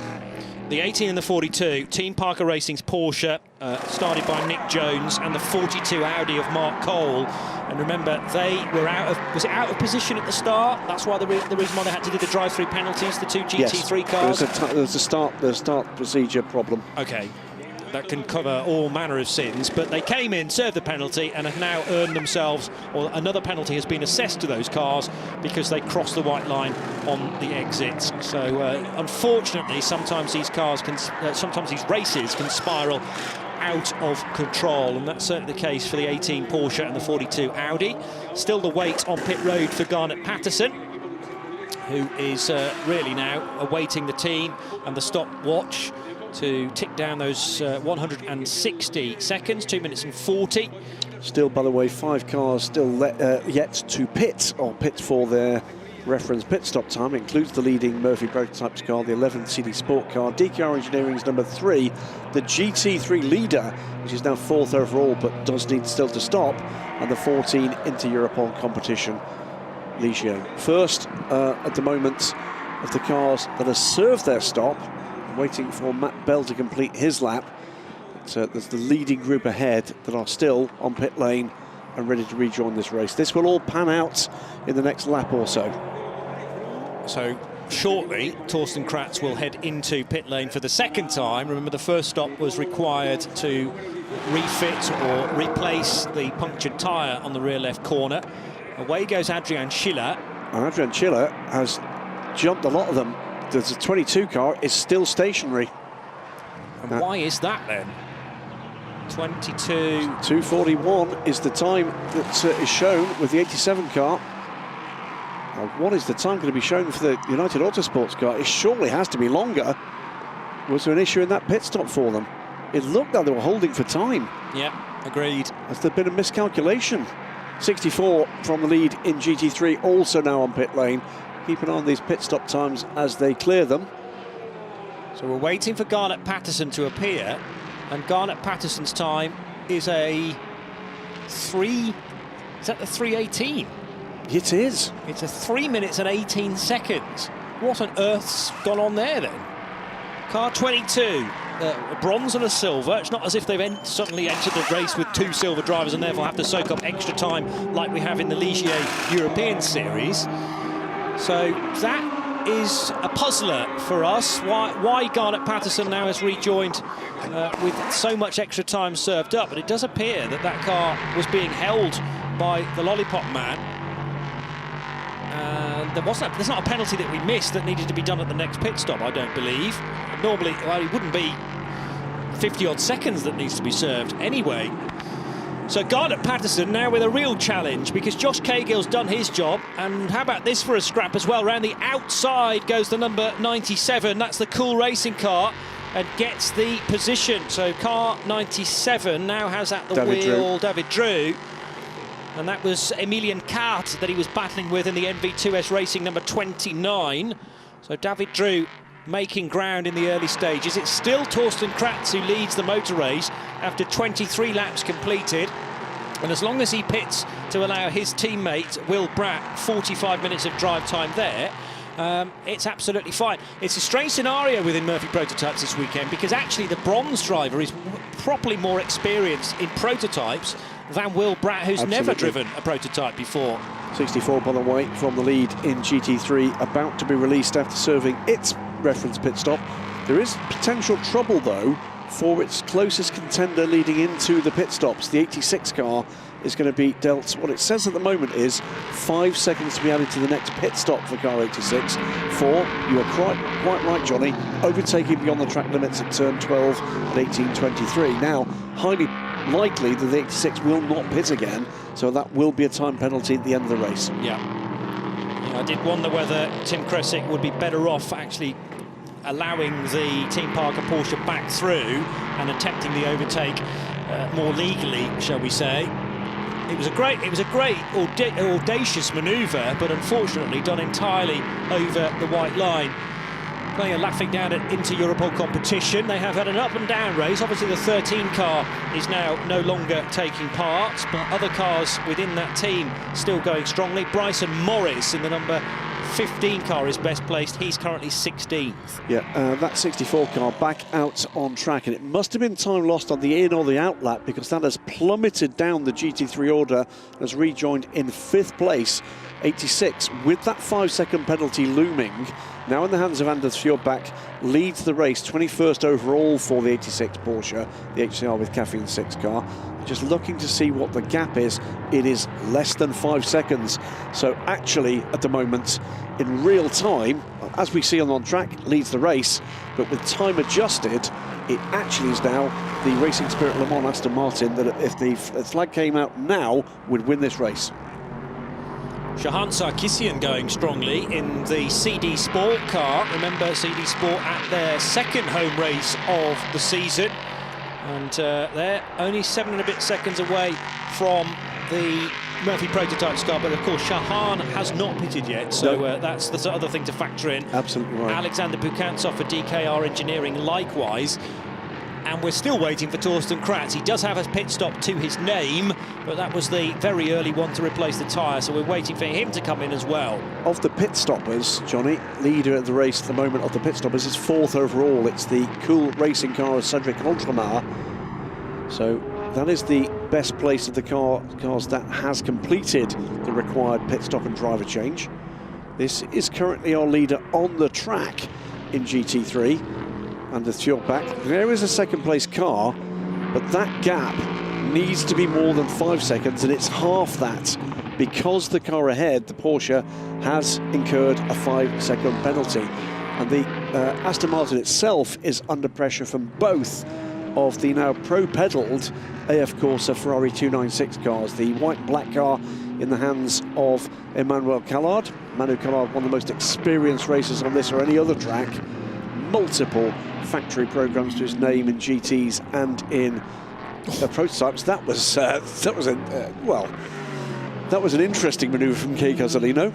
Slightly ambitious, and had he taken the place, I'm sure he would have given it straight back again, because Kei Cozzolino right over the curbs and breaching track limits entirely, but just carrying a bit too much speed into turn 8, and then that can continue on into 9, which was the corner he shortcut. Thankfully, he didn't get by Manu Collard, who stays in front in the white and black, the zebra liveried Ferrari from AF Corsa, as they snake their way now through 14 and 15, that crucial exit at 15. Now, can Kei Cozzolino shape up Manu Collard for an overtake into the hairpin at the end of the long straight? Alexander Bukantsov brings in one of the 3 cars that remained to take their pit stops. In comes DKR from 3rd position for the moment. It won't keep that. This is a 3-car train now for, well, effectively the race win. Yeah, true enough. There was no way by for Kei Cozzolino at turn 16. Manu Collard running a touch wide there out of the final corner at 18. There's a big curb that a lot of the cars deliberately take to. And both of these Ferraris almost working together, absolutely on the ragged edge. But I was going to say working together to try and reel in Valentin Hasclot in the Aston Martin, definitely within touching distance. And they're off the track there, Manu Collard pushing so hard. I don't think these guys are working together at all. I think if this was back in medieval times, they'd be taking lumps out of each other with battle axes. It's pushing so hard, but Valentin Hasclot ahead, pushing pretty hard himself. The pace is as good, if not better at the moment, than the 2 Ferraris, but looks neat and tidy as Cozzolino looks yet again to keep the mirrors full of red Ferrari for Manu Collard. Manu Collard, though, is the Peter Pan of sports car racing. I'm not going to say he looks as young as he did, what, 30 years ago, because it's not quite true anymore, but boy, oh boy, the fire still burns. Oh, yes. Oh, he's as quick as he ever was, really. And Valentin Hasclot, it's fair to say, quite a bit younger than Manu Collard, and a fair bit younger than Kei Cozzolino in that case as well. But the more experienced drivers are definitely homing in on the championship-leading GT3 car here. Car number 10 is about to be attacked from 2 angles by these brand new Ferrari 296s of AF Corsa's outfit. And this is music to the ears of Anders Fjordback, I would say, because what it's doing is keeping the next GT3 cars away from the Dane, who continues to lead for HCR with caffeine 6. Well, for the moment, the task for Anders Fjordback is one governed by time and not a battle on track. He's not under immediate pressure for that position, so he has to get his head down and try to eke out the 5-second gap. Yeah. That's his only hope at this point of retaining the position after the flag. Has to be more than 5 seconds ahead. He's got that 5 seconds to out at the end of the race. Again, Kei Cozzolino almost alongside the 83 car. If you're wondering whether or not where you've seen that colour scheme before that you see on the 83 car, it is the same colour scheme as you'll see on the similarly numbered car you're going to see tomorrow in the European Le Mans Series for Francois Perraudot. Why? because Charles-Henri Samani is the brother-in-law of Francois Perraudot, multiple WEC champion Francois Perraudot. More pit stoppers. This is Shahan Sarkisian making a relatively late stop, but as long as his co-driver rejoins when there's still 45 minutes left on the clock, that will be absolutely fine. His co-driver being Frank Chopard, the Frenchman. He can't join with 45 minutes to go. There's only 90 seconds before that happens. But he's in the pits. The car is... Kratz is not in the pits. No, not Kratz. I said Shahan Sarkisian in the CD Sport car. There's trouble here for Murphy Prototypes. They are out of time. Torsten Kratz, yeah, in the 48. Why is that car not being brought in, I wonder? Minimum drive time is 45 minutes, therefore Will Bratt has to be at the wheel for that time, but you've got to factor in 2 minutes and 40 for the stationary not on pit out. Not on pit out. Are we talking 45 minutes pit out? We're talking 45 minutes minimum driving time. How do we define that? Does that include the pit stop? No, it's from the pit. It's from the timing loop at the end of pit lane. In which case he can't do it. To the end of the race. He can't do it. Now, are Murphy Prototypes hoping or gambling for an extra lap? That it goes to an extra lap. It's too dangerous a game. It's way too dangerous, and the car should have been in by now, unfortunately. So it looks like Torsten Kratz may still be on scope to get full championship points, but Will Bratt may not because he won't do the full driving time. Before we think about that further, here's Steph Wentworth in the pits. I'm joined with Tim Kresick, driver of number 86 HCR with Caffeine 6. Congratulations, you are currently leading the GT3 field. Difficult start for you, but you're in a great position right now, aren't you? Yeah, I mean, I always quite enjoy it when it's a bit messy out there. I seem to be a little bit better at some of the others at dodging the traffic, but busy first half of the race. How do you assess how your stint went? Because obviously there was a lot of carnage and chaos, and you managed to stay clear of most of it. Yeah, I mean, I think for me it was good. The pace was okay. The tyre management was really good. I think some of our competitors were clearly struggling with that. Very frustrating. Some of the slightly rough racing from one or two the other Porsches out there just means that I got run off track a couple times. So a couple wheels in the grass more than I'd like. But overall time loss for me wasn't too bad. And it's a very competitive field, but Anders in the car right now, very quick driver. Do you think you can hang on to this and keep up this pace? Yeah, it's looking good. I mean, we've got a 4-second gap at the moment, I think. It looks like the Ferraris and the Aston are battling it out. So hopefully we could grow that gap. Anders is really, really good with the tyre management. So I think on that front, we could probably last the stint. All right, thank you. Thanks a lot.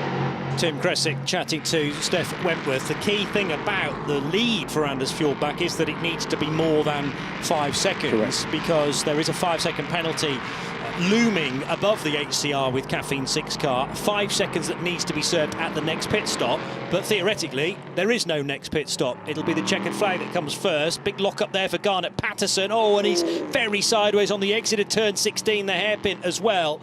So yes, the gap that Tim Kresick was talking about there of 4 seconds, it's actually grown to pretty much, 6.5 now. And as long as it stays in that sort of margin, even after the 5 seconds is added after the cars have crossed the line, they should stay ahead. And the HCR with Caffeine 6 car will again take maximum points, as it did on 2 separate occasions earlier on in the season. Now then, Torsten Kratz is finally in the pit lane. However, it will not leave Will Bratt with sufficient driving time. Got to do 45 minutes. Even if he gets an extra lap here, with the point at which on the clock, the leader, it's too late. Yeah. It's at least a lap too late, and I would argue 2 laps too late. Yeah. So that is a miscalculation somehow from the team that were leading the race. We've had 2 dominant leaders, and somehow things have gone wrong, and it's some things that have gone wrong in the pit lane or coming into pit lane. Because the other car that things have gone wrong for, of course, was the leader throughout that first phase of the race, Josh Cahill, and we don't know why the United Autosports team had that car for a further 30 seconds on pit lane yet. It's rule 13.1.4, driving times general case, minimum driving time for any driver in the race, 45 minutes. And as Will Bratt leaves the pit lane, there are only 42 minutes left on the clock, and a lap time around here it's just less than 2 minutes. Yeah. So when you bolt the extra lap that Murphy, I'm sure, are hoping happens now, it's still not enough. Trouble here for the number 14 car from Inter Europol. This was the car started by Andreas Latour. Team manager for car number 6 is now being summoned to race control. That's the ANS Motorsports offering that was started by Jonathan Brossard and is now in the hands of Nicolas Schatz. Change in GT3, new second place car. It is the 51 AF Corsa car that's leapt from 4th to 2nd. Kay Cozzolino now is, well, 6 seconds back from Anders Fjordbach. So at the moment, as things stand, Fjordbach has done enough, but he needs to keep doing enough for another 41 minutes. Yeah. Great little dice this between the two former stars in the Ligier European Series. Cedric Otremar, who raced regularly last year and I think the year before in Ligier's. Julien Henrion, a champion last year in that category as well. A dominant champion last year. I mean, really impressive. And you know, one of the things about this ladder of endurance racing that, you know, that teams and drivers are encouraged to climb, it's great to see that talent in a development series can be translated the next rung up the ladder, and Julien Henrion is doing exactly that. I had a feeling somehow he would transpose that pace very easily into another Ligier, this time though an LMP3 car from Team Virage, the same crew that he won that title with last year in the Ligier European Series. We've got Ligiers in action this weekend at Motorland Aragon as well. Bright and early tomorrow, it's a 9 o'clock race on Saturday. 2 races to come for that championship, and you can find that both races will be shown live as well on the popular streaming service, but no doubt you're watching this race on currently. Always entertaining, the Ligier European Series, but this is equally entertaining. One of the sausage curbs has been ripped up. It has. They're normally bolted in as well, so it takes some doing that. Kay Cozzolino might be the guilty party there, having straddled the curb on several occasions already in his Ferrari. But we talked about the leading pair, both with Ligier European Series heritage. Here is the battle for what is at the moment the final podium position. It is Belen Garcia in the 360 Racing number 25 under real pressure from a charging Matt Bell in the number 4 Nielsen Racing car. Nip and tuck between LMP3 and GT3 into and out of turns 12, 13, 14 and 15. All about car placement there. As we can now catch a word with Torsten Kratz, chatting with Steph. And with Torsten Kratz, driver of the number 48 Murphy prototype. Great first stint from you. How did that feel for you? It was a great stint, but the start was a bit a shame. I mean, I got a good start, and I was clear that I can left the first corner as a second, and then I got the hit from behind. I think it was Julian Gerby. He was a bit late. I mean, he's not this kind of person who doing it by intention, so shit happens. I think he will be very sorry, but yeah, this is racing. So then I had to catch up from the back, and this was a lot of fun. I had a lot of overtakes, and it's a bit crazy over there, but I had a lot of fun, and the car was fantastic. So we worked together on a good setup. So I was in the car just by short notice yesterday because one driver was sick. So I got the call, hey, can you drive for us? And then yeah, it was incredible. This qualifying was good, and then the race at the end, it was also good because I catch up a lot of places. And yeah, now let's see where we end up. And apologies for that language there. But jumping in the car now, your teammate, the driving time is very, very slim. Are you going to make the minimum driving time of 45 minutes? It's a very, very tight one there. I think I did my driving time, so and this is the important. So the Bronx driver needs to do the driving time, and he has to do the rest. So it's we are safe. That's fine. All right, perfect. Thank you so much. Thank you. Thank you. That's an interesting theory from Torsten Kratz, but it's not actually the regulation, unfortunately. The minimum drive time for a driver in the race is 45 minutes, regardless of rating. That's the number 4 car, and Matt Bell up the inside of Belen Garcia into the corkscrew. Happened a few moments ago, that during the interview that we were just hearing from Torsten Kratz, describing Turn 1 incident very detailed indeed, and apologies again for the language used by Torsten, but yes, he thinks he's done his driving time. Well, there's no question he did, but he did a little bit too long because that's not allowed the full 45 minutes for Will Bratt now. Yeah, so an error, I think, at a team level there. Torsten, I think, was rather nonplussed by the question. Didn't realise, I think, that there was a further issue at hand. This is the battle for the lead. Guillaume Henrion with a wild defence from Cedric Ultramar, but that is going to help Matt Bell, who's there in third place. Already has closed in, by the way, a second on this pair. Drive-through penalty coming for car 26 for causing a collision at pit entry. We saw that, didn't we, earlier? So, cracking stuff with this pair. 16 Team Virage car back in front then, but it's been nip and tuck pretty much for the full duration, and with different drivers at the wheel of those cars as well. Julien Henrion now ahead of Cedric Ultramar, and re-engaging after we had the scrap earlier on between Adrian Schiller and Julien Gerby, the fellow teammates of those two. So are we now going to see the rest of the field schooled by Julien Henrion, the current champion of Ligier European, and onward perhaps to get a really good result the following season in Michelin Le Mans Cup. He came here as the championship leader with Julien Gerby, leading by what is that, 28 points, 18 points I should say, 18 points the lead for Julien Henrion over Auden Gudmundsson and Colin Noble. So this is now the battle of the third place in GT. Not really sure what happened that saw the 51 car leapfrog this pair, but it is Valentina Hoseclo. Now we're defending from Manu Collard, and Collard off the road again in the 83 car. Bit of a squirm there from the Aston Martin, so an indication of quite how on the ragged edge Valentin is here. And Manu Collard, who obviously had all that pressure from Kay Cozzolino not too long ago. Now the 83 car is the lone runner for Ferrari, looking to try and pluck off the Aston Martin. But meanwhile, ahead of this pair, watch what's going on here. Ahead of this pair, Anders Fjordbach has pulled out a sufficient gap now to Cozzolino chasing in second. I think he was 7 seconds up the last time I checked. He is indeed 7 seconds to the good. It needs to be 5. Yeah.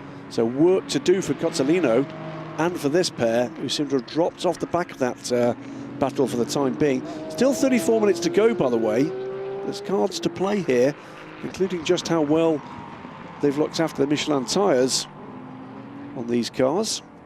Guillaume Henrion leads the race for Team Virage in the number 16 Ligier from a second Ligier. Cool Racing, the number 87 from Cedric Ultramar. Trouble though for another of the runners. That is a United car, I think. It looks very much like a United car. Is it the 22 that was being piloted? Is being piloted by Garnet Patterson.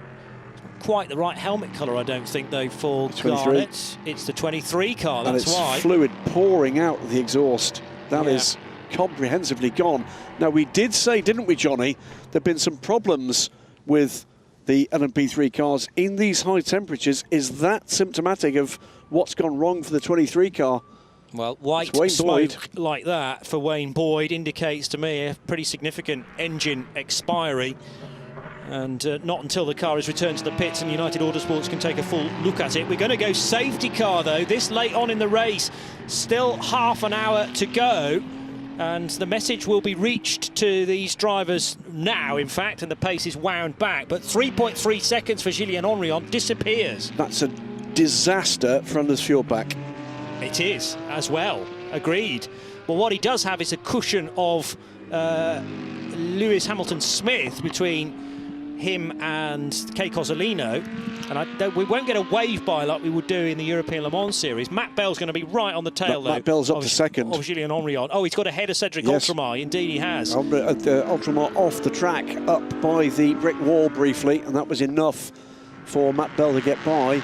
And of course, Bell is going to restart this race when we go back to green flag running, right on the tail of Guillaume Henrion.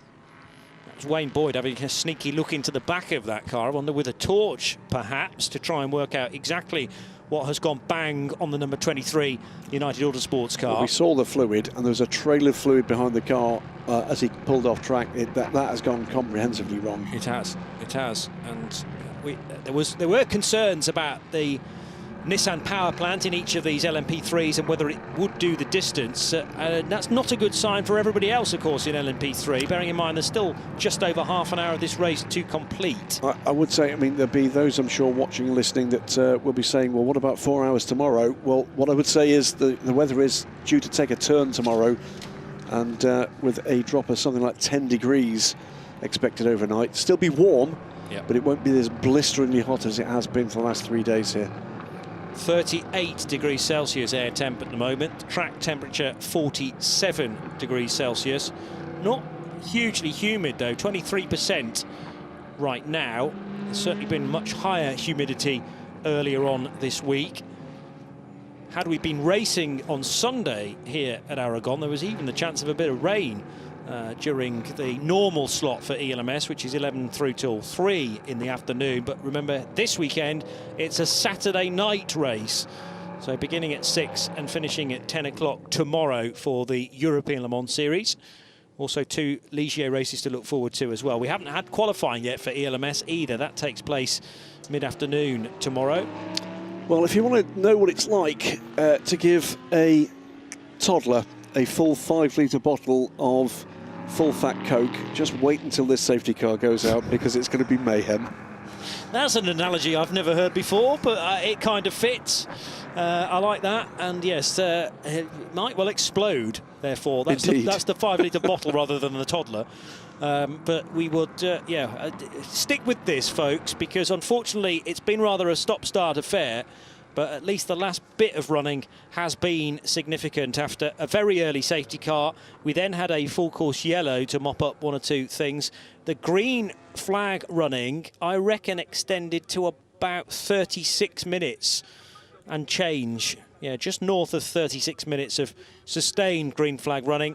And we're now back into our 3rd safety car of the race. It's an interesting decision to go with a safety car rather than a full course yellow, which normally would be favoured this far into a multi-class race because of the gaps that have been built up through the course of 1 hour and 20 minutes of racing. Makes it far more interesting for us, I suppose, though, because you're going to have a truly revved up Matt Bell wanting to get ahead of Julien Henrion. And we'll get to see just how good the young man from France is at this restart. Got to remember that Julien is still only 20 years old from Nancy versus Matt Bell, who's not 20 years old, from the northeast of England, but truly rapid in a Duquesne. Remember, not many Duquesnes in this race, but we have got that one in 2nd position. Just watching, I think it was the 88 GMB Honda heading for pit lane. So Team Virage, team really on form, ahead of Matt Bell for Nielsen Racing. Then Cedric Altremar, Cool Racing, is right up there, but fell into the clutches of and fell victim to the pressure from Matt Bell coming into this safety car period. Great run from Belen Garcia in 4th place and knocking on the door of a potential podium finish from Kiel Smile, CD Sport in 5th. Colin Noble for Team Thor in 6th. Antoine Ducan, Tommy Foster, David Drew and Emil Card complete the top 10. In the GT field, 22nd overall for HCR with Caffeine 6, but this safety car period has destroyed the 7-second lead that Anders Fjordbach had over Kei Cozzolino. He has at least got an LMP3 car between them, but that gap behind the safety car, which of course extends it a little, is about 1.5 seconds. AF Corsa's 51 car then 2nd. From Racing Spirit Le Mans, number 10, Aston Martin. The 83 AF Corsa Ferrari, and the first of the 2 Team Parker racing cars, the 64. Jan Magnussen's in the pits and the number 88 GMB Motorsport Honda, and that's clearly not a planned pit stop, so mechanical woes perhaps for one of the NSXs in the race. The other GMB car, I should say, is the 55 for Simon Berg. running in 6th position, then behind Charles Bateman's Porsche for Team Parker Racing. There's John Melsom. Great. By the way, I'm not sure I said it. If I didn't, I meant to. But John Melsom, I thought, a cracking stint from him. We did say it, yeah. You know, real improvement for John this year. I'm sure he's been working hard in the off-season with Matt Bell around pace and consistency. And he's learned the key to putting yourself in this position is error-free.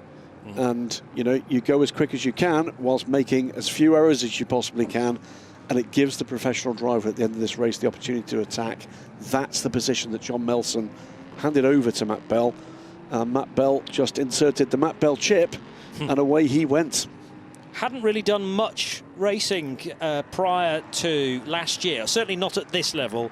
Anyway, did some prototype Germany racing, did John Melson last year, but that was his first foray into ACO rules racing with the full 7 races in 2022 in the Michelin Le Mans Cup, and on into season 2, and there is marked improvement definitely, and consistency, which is so key in sports car racing.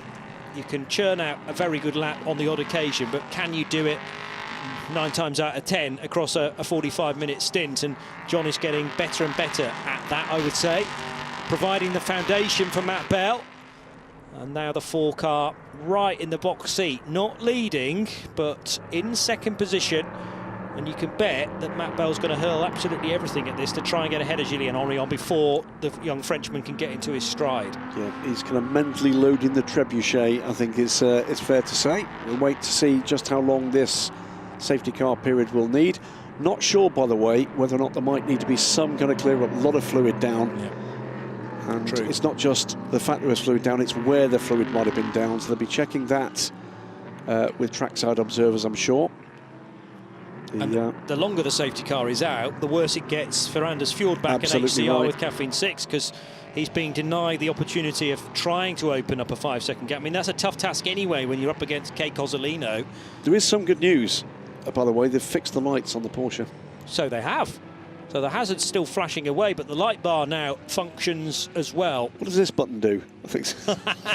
Well, yeah, I mean, I can't imagine there's been much time for anybody to sneak in and repair that technical issue. So maybe it is just a question of bing, oh, it suddenly works.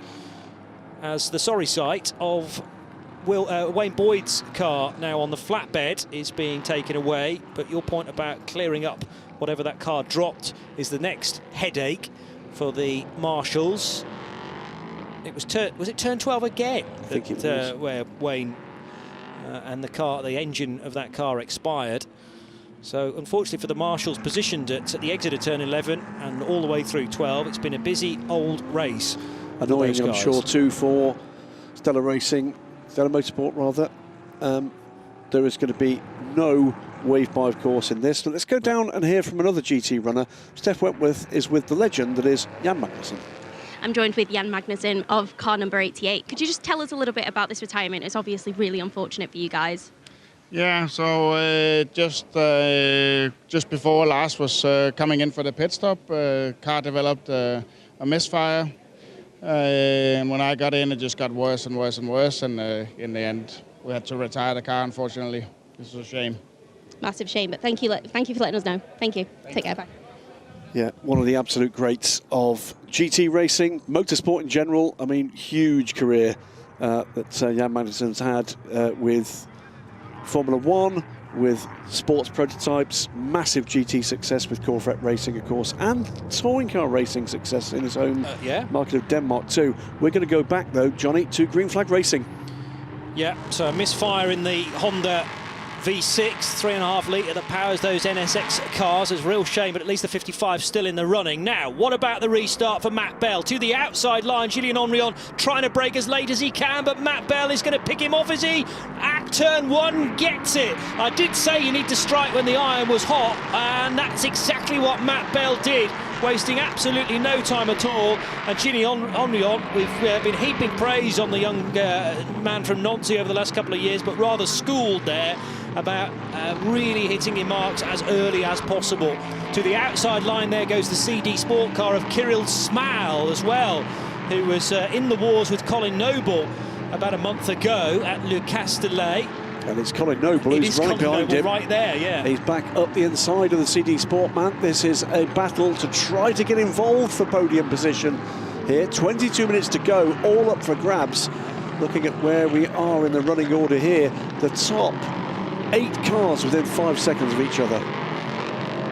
So Colin Noble in the sky blue and white car. Let's have a look at what's going on in GT3, because Anders Fjordbach now needs to try and open this gap up to 5 seconds. There's 2 LMP3 cars sitting between his HCR with Caffeine 6 Porsche and Kay Cozzolino's bright red, scarlet red Ferrari. Gap is 2.5 seconds at the moment. Those LMP3 cars are helping the cause, yes, but the chasing pack are closing again too. Big lock up there in the middle of the pack. That was the 22 United Autosports car trying to make a recovery from whatever it was that kept them 30 seconds longer than they needed to be by regulation on pit row. They're down in 15th place, by the way. Matt Bell for Nielsen Racing in one of only a sprinkle of Duquesnes in the field, now opening the gap up to nearly a second over Guillaume Henriot, and it's Cedric Ultramar in 3rd position for Cool Racing, ahead of Belin Garcia and Kirill Smal. But the Smal versus Noble scrap is enticing for me because of what happened on the asphalt of Circuit Paul Ricard last month, where they came basically to blows in the closing stages. And Colin Noble spun, didn't he, as a result of that contact from Kirill Smal. There's trouble out there somewhere, by the look of things, for Antoine Ducan. He's pitted. That's why Antoine Ducan pitted in the number 22 Racing Spirit of Le Mans car and tumbles down the order as a result. So trouble there. In the number 9 car, he's correct. 22nd in LMP3, but number 9, yes, with some late drama as well. Hip and shoulder. Once again, Garnet Patterson, I was about to say, likes that line coming out of 16. It's not particularly fast, although we might have given him a place coming out of there and then through the right-hander at 17. This is the lead battle in GT, and that's not 2.5 seconds anymore. Anders Fjordbach, I'm afraid, can see his win and even potentially a podium flashing away from him, because right in the mirrors now is the number 51 car of Kay Cozzolino. That's come courtesy of the fact that the LMP3 traffic has made its way by the Porsche and likely held him up in doing so. Teammate for Kay, Hiroshi Koizumi, putting in a very good, again, foundation, similar to John Melsom in the number 4 Nielsen LMP3. And Kay Cozzolino doing Kay Cozzolino things, really. He was in danger of incurring the wrath of the stewards regarding 1 or 2 track limit infringements earlier on, but those lines, I think, have been tidied up now by the Japanese/Italian racer. And it's now applying huge pressure to Anders Fjordbach. My apologies, Johnny. Tommy Foster's drive-through cancelled. That was for the contact that caused the spin at pit in a little while ago. So Tommy Foster, who is battling away in 7th and is just behind Colin Noble trying to close that gap, will not have to serve a drive-through. That would presumably be a direct appeal from the team has been accepted. Balance of performance always very intriguing within GT3. I have to say the HCR Porsche has very good straight line speed. Ferrari was finding no pace at all on the race leader in GT3 down that kilometre-long straight. But the Ferrari's probably quite a bit better on the brakes, and Kay Cozzolino now will sit behind Anders Fjordbach for a few laps, work out where his Ferrari is slightly faster, because clearly it is around the majority of the lap, to be able to reel in the Dane, and then work out where best to do the overtake. Colin Noble through and past Kirill Smal, now up to 5th place. His next target is going to be Belin Garcia, who currently sits just outside the podium position. So this is not done. We've got 18 minutes to go.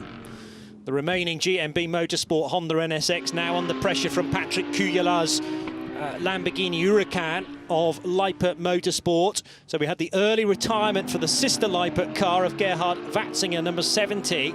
It's not been a great weekend for that crew. However, in 7th position for Patrick Cuyala, the Finnish driver, is looking to try and make it at least into the top 6. Simon Berg standing in his way, although Cuyala is now being warned about track limits, as is Garnet Patterson, probably with that very tail-happy route out of turn 16 for the Australian. Race control and the stewards giveth and taketh away. They gave back the drive-through penalty for the 26 of Tommy Foster for the contact that caused the spin, but now Tommy Foster gets a drive-through penalty for abuse of track limits.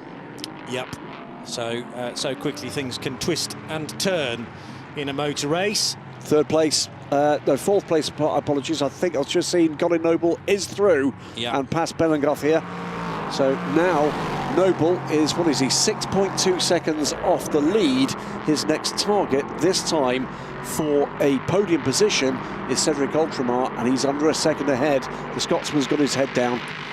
And thankfully for the Edinburgh man, before he got ahead of Bellingarthia, he also was able to get cleanly by Kirill Smau. So the 77 car certainly making strides towards a podium. Cedric Ultramar, the next man standing in his way to cement a third place. Julien Henrion and Matt Bell could be more challenging to catch as the number 3 DKR Engineering Duquesne there, battling away with car number 8, which is the entry from Graf Racing, now being driven by Fraser Ross. And Bellingarthia snaking her way through the corkscrew there, with Kirill Smau at a safe distance in the red and yellow livery of CD Sport. Tommy Foster in behind as well for 360 Racing. But has that drive through to serve. 16 minutes remain. Matt Bell pulling away from Gideon Henrion. Cedric Ultramar now increasingly on the defensive from a charging Colin Noble. He's 0.8 of a second back from the Cool Racing number 87 car. In GT, it is still the number 86 car leading on the road, but he has but 0.7 of a second ahead of Kay Cozzolino. And Cozzolino must know at this point he just has to keep that gap and keep the Racing Spirit Le Mans number 10 car, which is 2 seconds back. So, you know, a healthy margin. Cozzolino doesn't have to risk the pass at this point. No, agreed. Just sit in the wheel tracks, although it might be more difficult actually for Kay to do that. Oh, now almost a coming together between the Aston Martin that runs very, very wide on the exit and Manu Collard's Ferrari. So Valentin Hasclot, what happened here then? Did Collard go for a move? He did. No way through there, Manu, and it was quite a hefty hit there. I suspect that one might be looked at by race control, and correctly so. Well, Valentin did at least stay in front, but you can understand why he had to go through the gravel, because the Aston Martin had been significantly knocked sideways and over to the right there. Clearly, Collard thought that there was good speed for the Ferrari through the right and left flick at turns 14 and 15, but the Aston Martin had defended its line perfectly. Let's hope that's not going to do any damage to the rear left tyre of the number 10 Aston Martin. That will, by the way, got the dander up, I'm sure, Charles Bateman, who's just in the wheel tracks of both of these cars. This war goes on much longer, you never know. There might be 2 positions to be made, and again Manu Collard is off the track at the same point he has been 3 or 4 times. He's had the warning, 4 track limits. There could be a penalty coming here. True. If he persists with that, Kay Cozzolino still no chance to get ahead of Anders Fjordbach, but as we've said, doesn't actually need to, would still take the win in this position. And now the HCR Porsche having to lap car 18, which is the Scott Mulvin-driven Team Parker Racing car. That's the newer of the 2. Yeah, the newer of the 2 Porsches from Team Parker Racing. I would say, by the way, with the balance of performance that applies to these cars, the newer car, if I'm correct, is carrying 45 kilos more than the old car. That's quite a hefty balance of performance penalty. But either way, they're run damaged by that safety car without a shadow of a doubt. It's lost them better part of a lap. Down the hill into 12. Again, very different lines being taken by Hasclot versus Manu Collard. It is the Aston Martin in the championship lead with Arnold Robert that is still hanging on to a podium position, so they'll take 15 points if they stay there. And this is the scrap for 3rd and 4th now as Tommy Foster pits to serve the penalty that we were talking about for 360 Racing. But Colin Noble starting to turn the screw now on Cedric Ultramar. And the Team Tour car does look to be a little faster than the Cool Racing machine, but catching one thing, overtaking entirely a different thing. Somebody else far more famous than me once said that. Or something close to it. Close to it. Yeah. Absolutely. Colin Noble is 0.4 of a second back here. Time doesn't really matter. It's the position that he's looking for here. Tucks in behind the Cool Racing car, but no meaningful tow available there. Down through the corkscrew. Looking racy, but not yet aggressive. that won't last for long. Possibly not.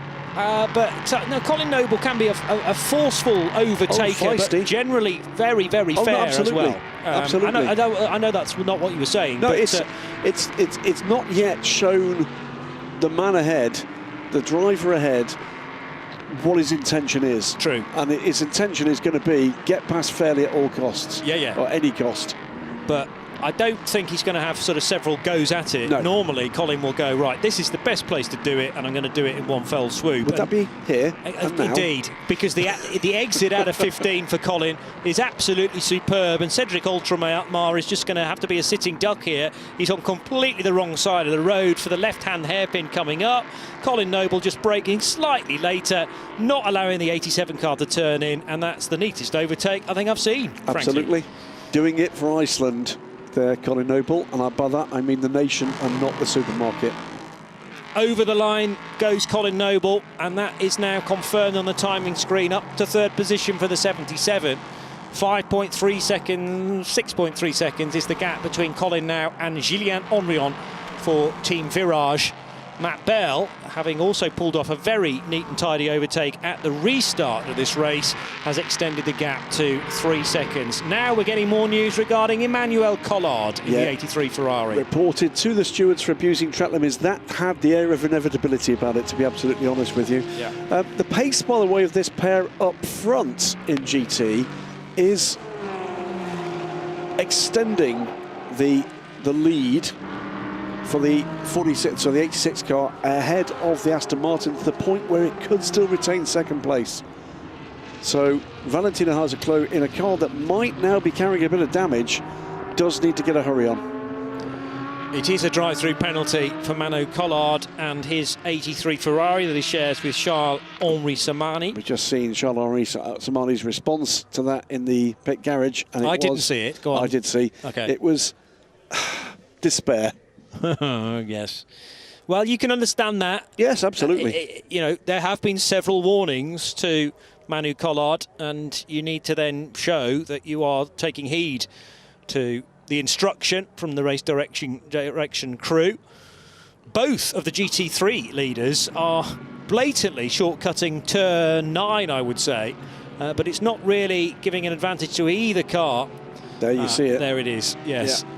Thank you for that. So that's exactly what I saw. Samani reacting to the news that Manu Collard will have to come in and serve a drive-through. It will take him out of the fourth place fight, or third place fight, in fact, with Valentin Hazzaclo. Under 10 minutes to go, and how is the rhythm of this race going? Matt Bell looks, well, imperious at the moment, pulling away 3.5 seconds to the good from Gideon Henrion, but Henrion, the least experienced driver by far of the top three, is holding off a charging Colin Noble. 6 seconds is the gap. Amato Ferrari from AF Corsa, the Ron Reichert, by the way, looks after his GT racing efforts these days across a variety of series with him. With AF Corsa, of course, expanding their operations to hypercar with the Le Mans winning Ferrari effort.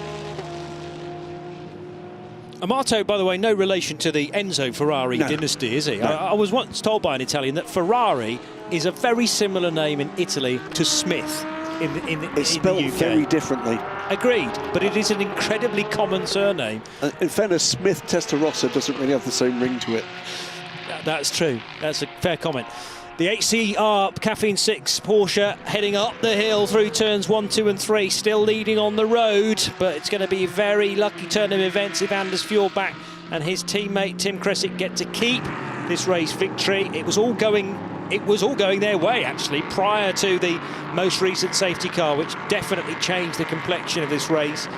8 minutes still to go, and Matt Bell opening the gap up yet further. It was 2.9 the last time I checked. It's now 3.2 seconds, and 6 seconds the gap. Julien Henrion to Colin Noble. So that's being brought down slowly but surely. Unfortunately for Colin, he's going to run out of race time, though, before he is close enough to mount a challenge, I would say.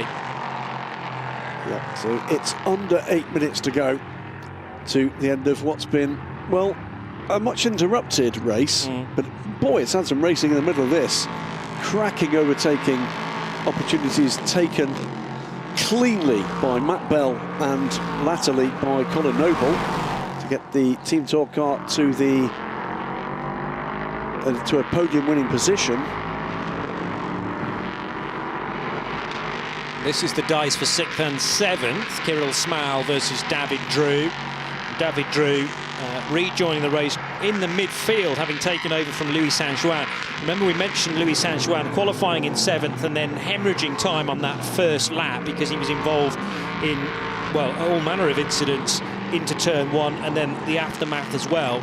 So this has actually been a decent drive for the rest of it from Louis, and then handing over to David Drew, who could yet finish in the top 6. Seems an unlikely result.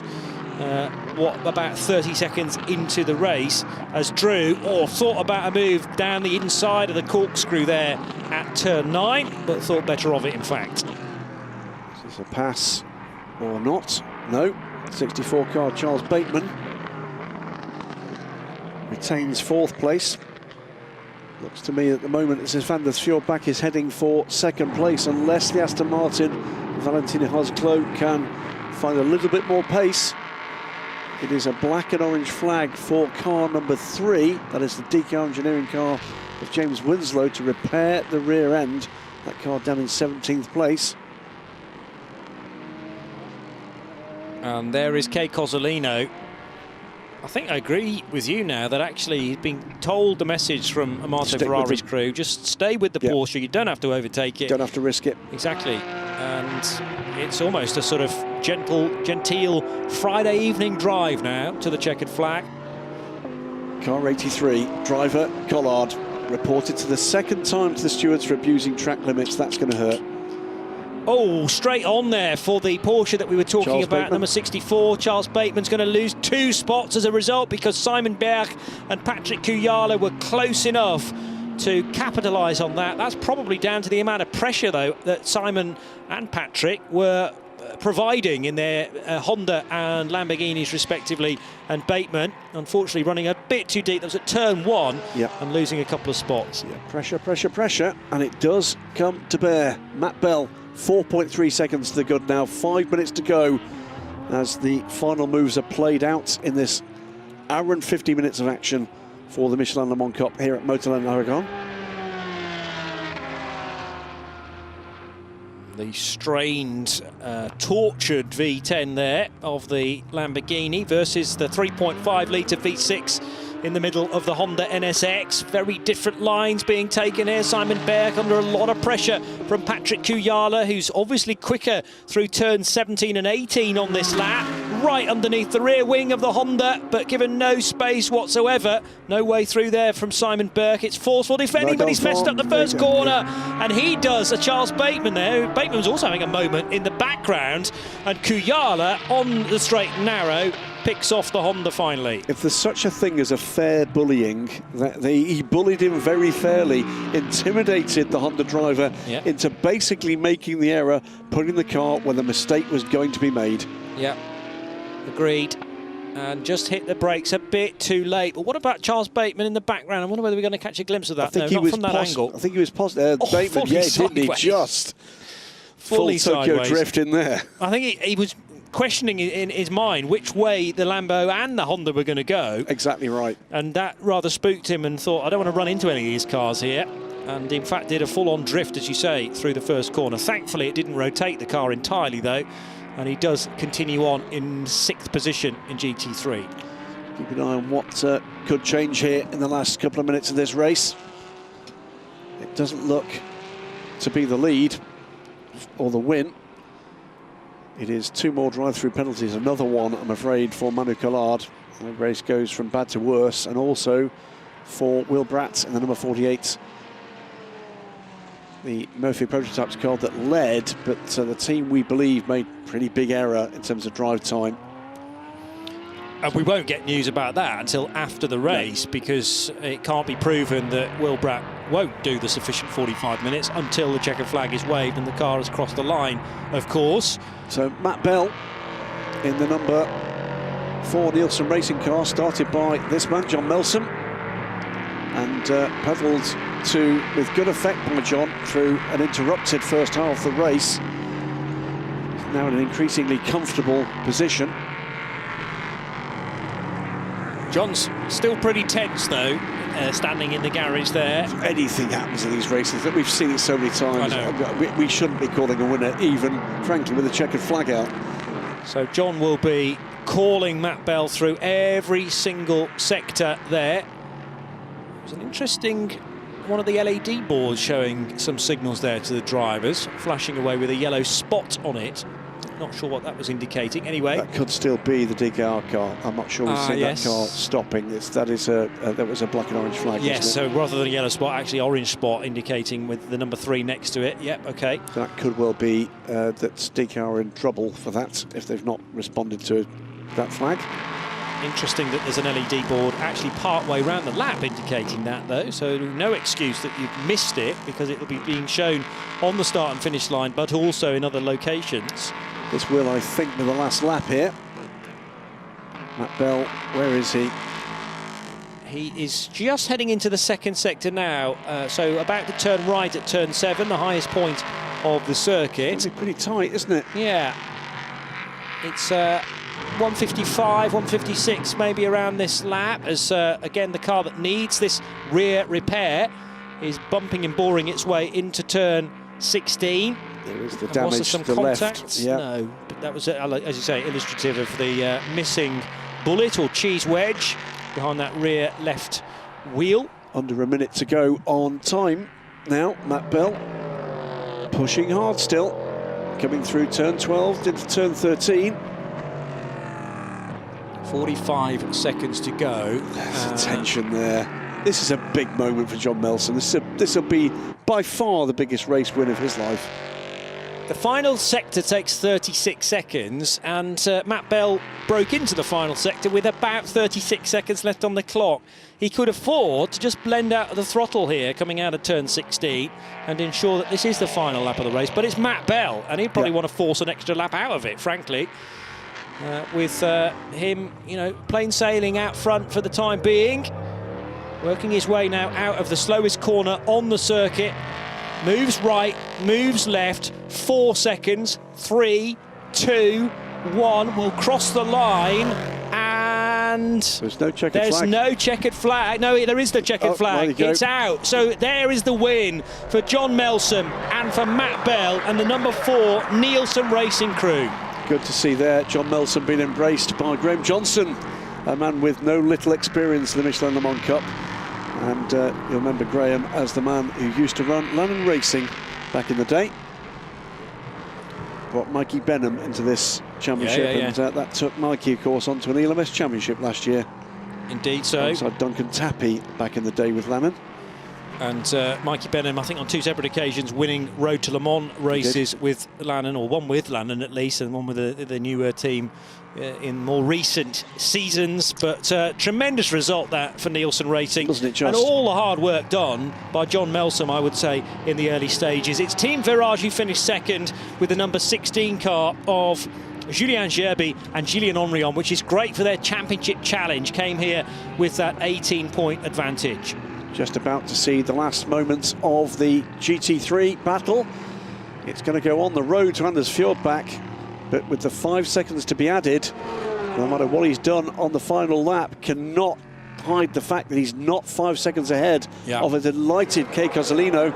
And Kei Cozzolino knows the score. That's why the lights were flashing frantically from the Italian-Japanese driver.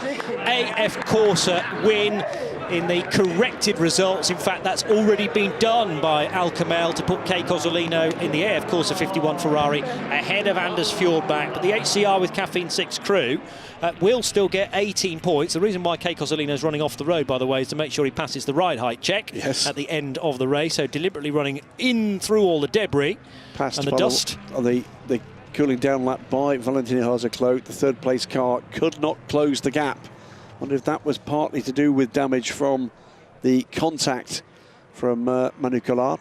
The final podium finisher we've not actually described, Johnny, was the third place car. There's a change been noted. How's that happened? There must have been a time penalty for Colin Noble. Oh, no, apologies. It's because Will Bratt is shown that incorrectly at the top of the timing scoring. Yes. So it is Colin Noble in third place for Team Tour. the number 77 car, shared, of course, with proud Icelandic driver Odd Gudmundsson. But the literal laurels will go to what we can now say is this weekend the more successful of the Racing Bell brothers, Matt Bell, I'm sure being cheered on from home by brother Rob and by his mum and dad. Proper racing family, the Bells. Timing has been corrected now. I wondered whether Will Bratt had done, or whether Greg Murphy had told Will Bratt to do an extra outlap to ensure he got his drive time, and that's the reason why briefly he was shown as being on an outlap and as the leading car. But that's all been righted now by Alcamel as well. And unfortunately, I think Murphy Prototypes will have to go back to their regulations to make sure they've read them in detail. We'll find out what the score is there. I suppose the good news is that neither of those drivers at Murphy are within the championship battle. In fact, they're both new to that car this weekend. It may mean that Will doesn't get any championship points. Anyway, there is Matt Bell. Absolutely. Now, for me, that race won absolutely as a team. Yeah. John Melson, race of his life. Well done, John. I will find him after this race and go and shake him by the hand. Tremendous effort. That marks a massive step forward and actually a change in fortune for John Melson. He's had a little bit of bad luck alongside his improved form, but that's an ecstatic Matt Bell. Matt Bell's a fit guy, as is John Melson, in fact, but clearly that was very, very hard work in the evening heat here at Motorland Aragon. And that shouldn't be forgotten either. We were talking about, you know, potentially the expiry of cars and engines through the course of the race. Well, the drivers have to do the distance as well. Worth saying, by the way, the way a team works at this level, in this sort of motorsport, is a thing to behold. John Melson will have come in as a successful businessman with time, resource and a bit of talent to play with, and basically then releases Matt Bell to do two things. The first is to get onto track and drive that car as quickly as he can when it's his turn. But before that ever happens, Matt's job is far deeper. It's about helping John to find his pace and, more importantly, his consistency. That's been done with aplomb this afternoon. It really has, and it's their second race win of the season, because they took victory in the first Road to Le Mans event earlier this year, and that was definitely a huge feather in the cap for both John and Matt. But to back it up now in one of the longer races, 1 hour and 50-minute bread and butter races, mightily impressive. Hiroshi Koizumi waiting for Kei Cozzolino. The gap actually between the winner in LMP3 and then the win in GT3 was considerable, and that's the reason why Kei Cozzolino is still on his slowing down lap. It's a very slow slowing down lap, to be fair. It is. Well, he's deliberately running off the road. I wonder if he's taken a couple of the kind of longer tucks here for this circuit, because he's about 20 minutes after everybody else. Well, you know, taking the applause of the crowd here and enjoying, you know, it's a sort of celebration lap as well, isn't it? The parade lap or the slowing down lap, so that he can soak up all of the congratulations. And Hiroshi Koizumi there with 2 Michelin caps, 1 for him, 1 for his teammate Kei Cozzolino. And how happy does that make Hiroshi Koizumi? Oh, he's a very happy chappy. That is great to see. Tremendous effort. And they didn't do any more than they needed to do. No. They could have forced the issue with Anders Fjordbach, but good management, good chief engineer strategy there to know that the leading car had got a 5-second penalty, and all they needed to do, hang on a minute, all they needed to do was tuck in behind. However, we do have a message now to say car 51 reported for driving standards. We'll wait to see. I think that's post-race. I'm joined by the winners, number 4 Nielsen Racing. Congratulations, John. Let's start with you, because you had a great opening stint. How was that for you? Yeah, it was good. Yeah, we've had pretty good pace all weekend, but I kind of stuffed up quality a little bit. So we were starting back in P19.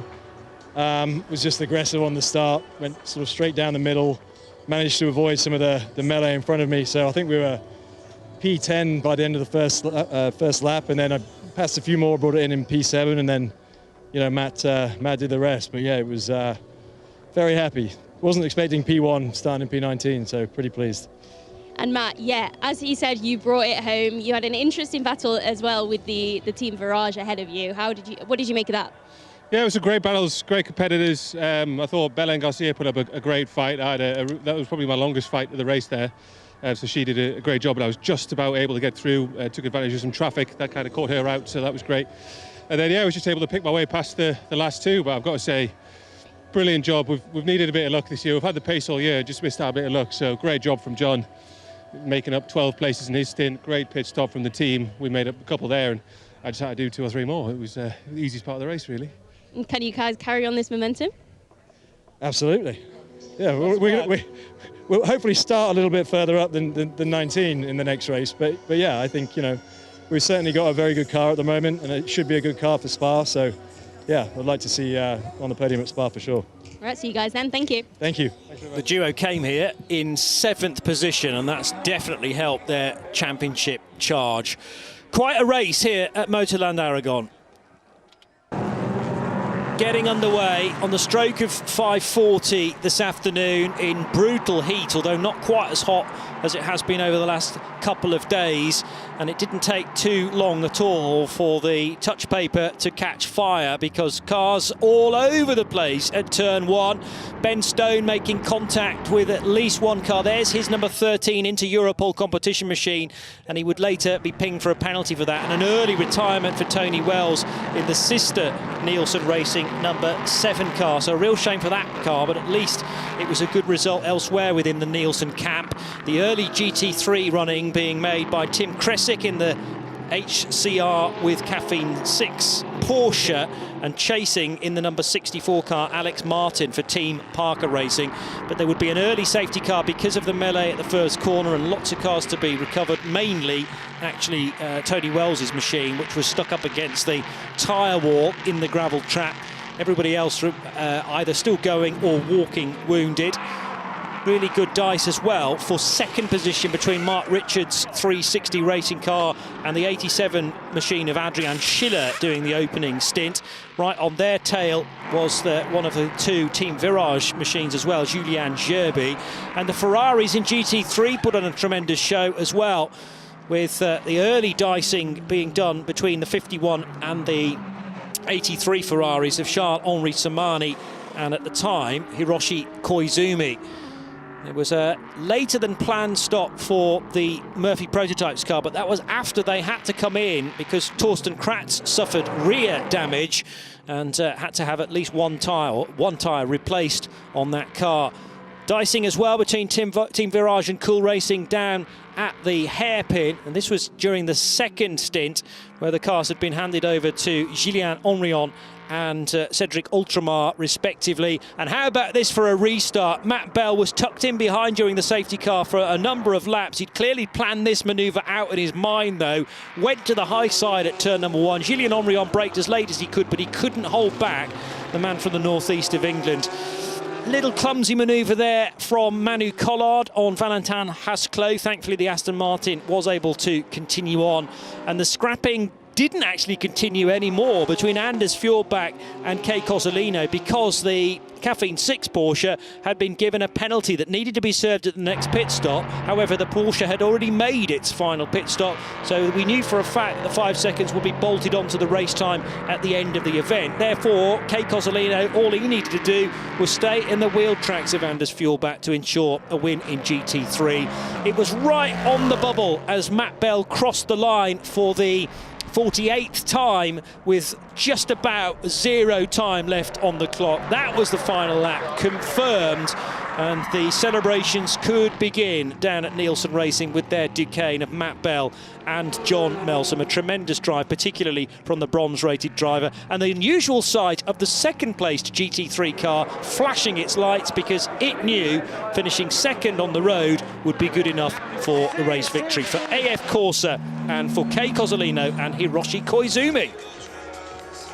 Cracking stuff, and great to see such joyfulness at the end of a race. Not necessarily our regular winners, and always good to see. That is the overall classification. Nielsen Racing take the win, 48 racing laps completed, 5.8 seconds ahead of Team Virage's number 16, and the Team Tour 77 Ligier a further 5 seconds back at the end of that race. Cool Racing, 360 Racing, CD Sport, the Cool Racing 97, ANS Motorsport, MV2S and Rinaldi Motorsport complete the top 10 We get down then to 20th place overall, the 51 AF Corsa Ferrari taking the GT race win with that 5-second penalty that went the way of the 21st place car, and second place in GT, the 86 HCR with Caffeine 6 Porsche. Racing Spirit Le Mans, number 10 Aston Martin takes third place and the last place on the podium ahead of the Lippert Motorsport, number 19 Lamborghini, the 55 GMB Motorsport Honda, and the 64 Team Parker Racing Porsche. Manu Collard, after two trips down pit lane for penalties, finished 7th in the number 83 car to the podium, and Team Tour on the third step of the podium, Johnny. So Alden Gudmundsson of Iceland, along with the team, of course, Team Tour, joined by his Scottish co-driver Colin Noble to the third step of the podium. Second place to the championship leaders, and they should remain the championship leaders because they finished ahead of Team Tour, the team they led in the championship coming here to Spain. So it's Julien Henrion with his teammate Julien Gerby.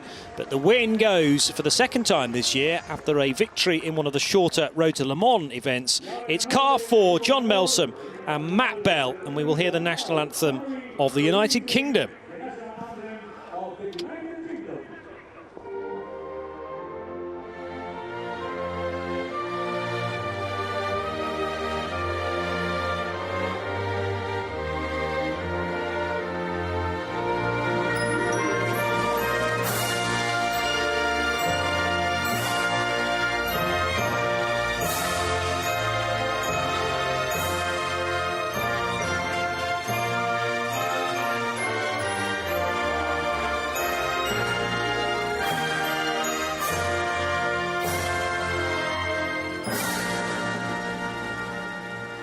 Nielsen Racing take the 4th round of the season here at Motorland Aragon, and with it 25 points.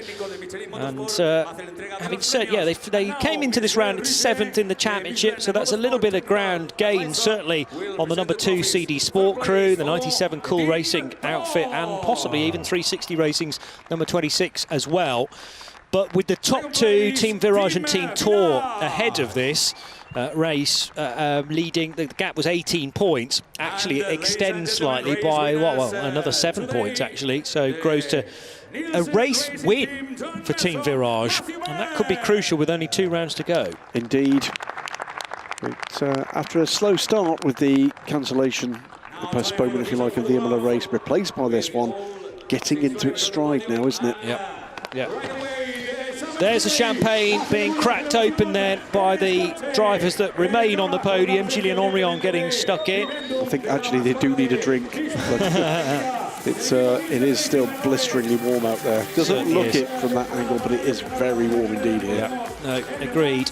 I might be able to give you a latest temperature. It's still 37.5 degrees Celsius with the track temperature a mere 43.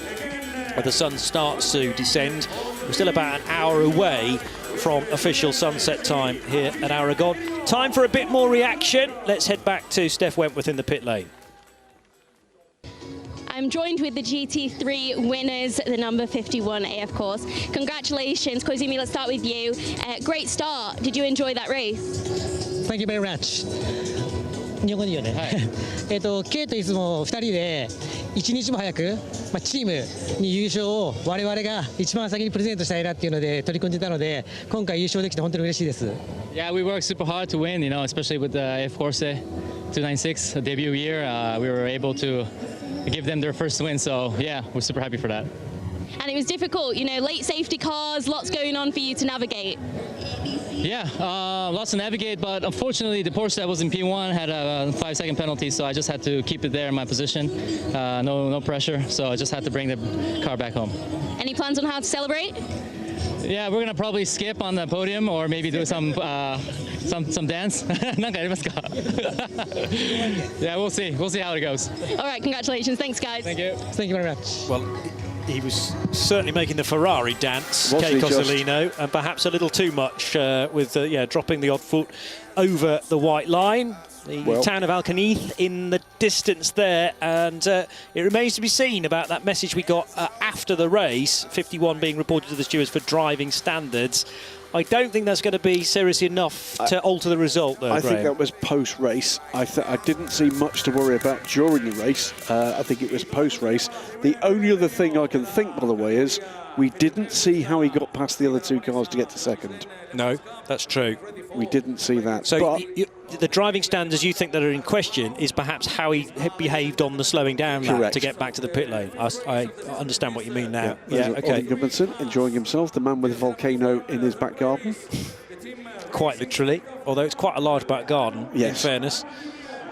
But delighted. Now we move on to the GT3 podium. So first of all, championship leaders finishing in third position. The number 10 car of Arnaud Robin, who started the Aston Martin, and Valentin Hasclot, the two Frenchmen, bronze and gold, respectively.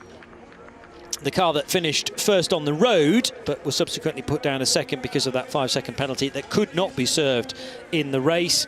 That's the HCR with caffeine 6 Porsche number 86 for Timothy Kresick and Anders Fjordbach. And with Bibendum on the well, not quite on the podium, but certainly for company there for the podium finishers in the Michelin Le Mans Cup. It is a win for the 51 Ferrari of AF Corsa for Hiroshi Koizumi and Kei Cozzolino, and it'll be the national anthem, despite the two drivers being Japanese, the national anthem of Italy and AF Corsa that we hear.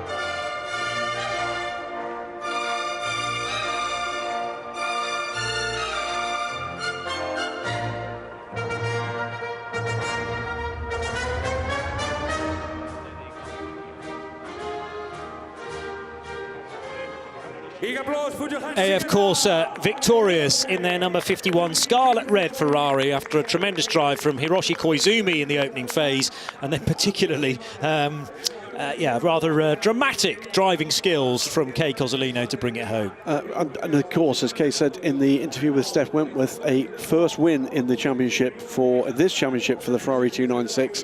Already this new car taking scalps for the prancing horse in its first year of competition, and a lot more to come, literally, both in terms of the competition and the number of cars we're going to get used to seeing in the next few years.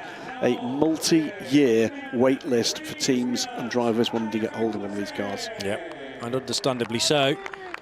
Well, it's been a wonderful year for Ferrari as a brand in sports car racing. Victorious at the Nürburgring 24 hours with the 296, and then of course the 24 hours of Le Mans with the brand new hypercar. And it's another win, therefore, to add to the trophy cabinet for Ferrari in effectively customer hands, although they are the satellite works team as well, AF Corsa. Hiroshi Koizumi has been waiting for this moment to celebrate with his teammate Kei Cozzolino. The champagne cracked open, and a welcome slurp of that, I'm sure, to try and cool off in these mid to late 30-degree temps. And the champagne bottle's now going to be offered to some of his crew. Oh, no! But he's scored an own goal there. I thought the catch was more or less guaranteed. But no, the bottle goes for a Burton. Thankfully, Kei Cozzolino still has an intact champagne bottle, though. Here's the championship, so it is still Team Virage that lead. In fact, they extend the championship gap by a further 7 points over Team Tour. Nielsen Racing with their win today up to third.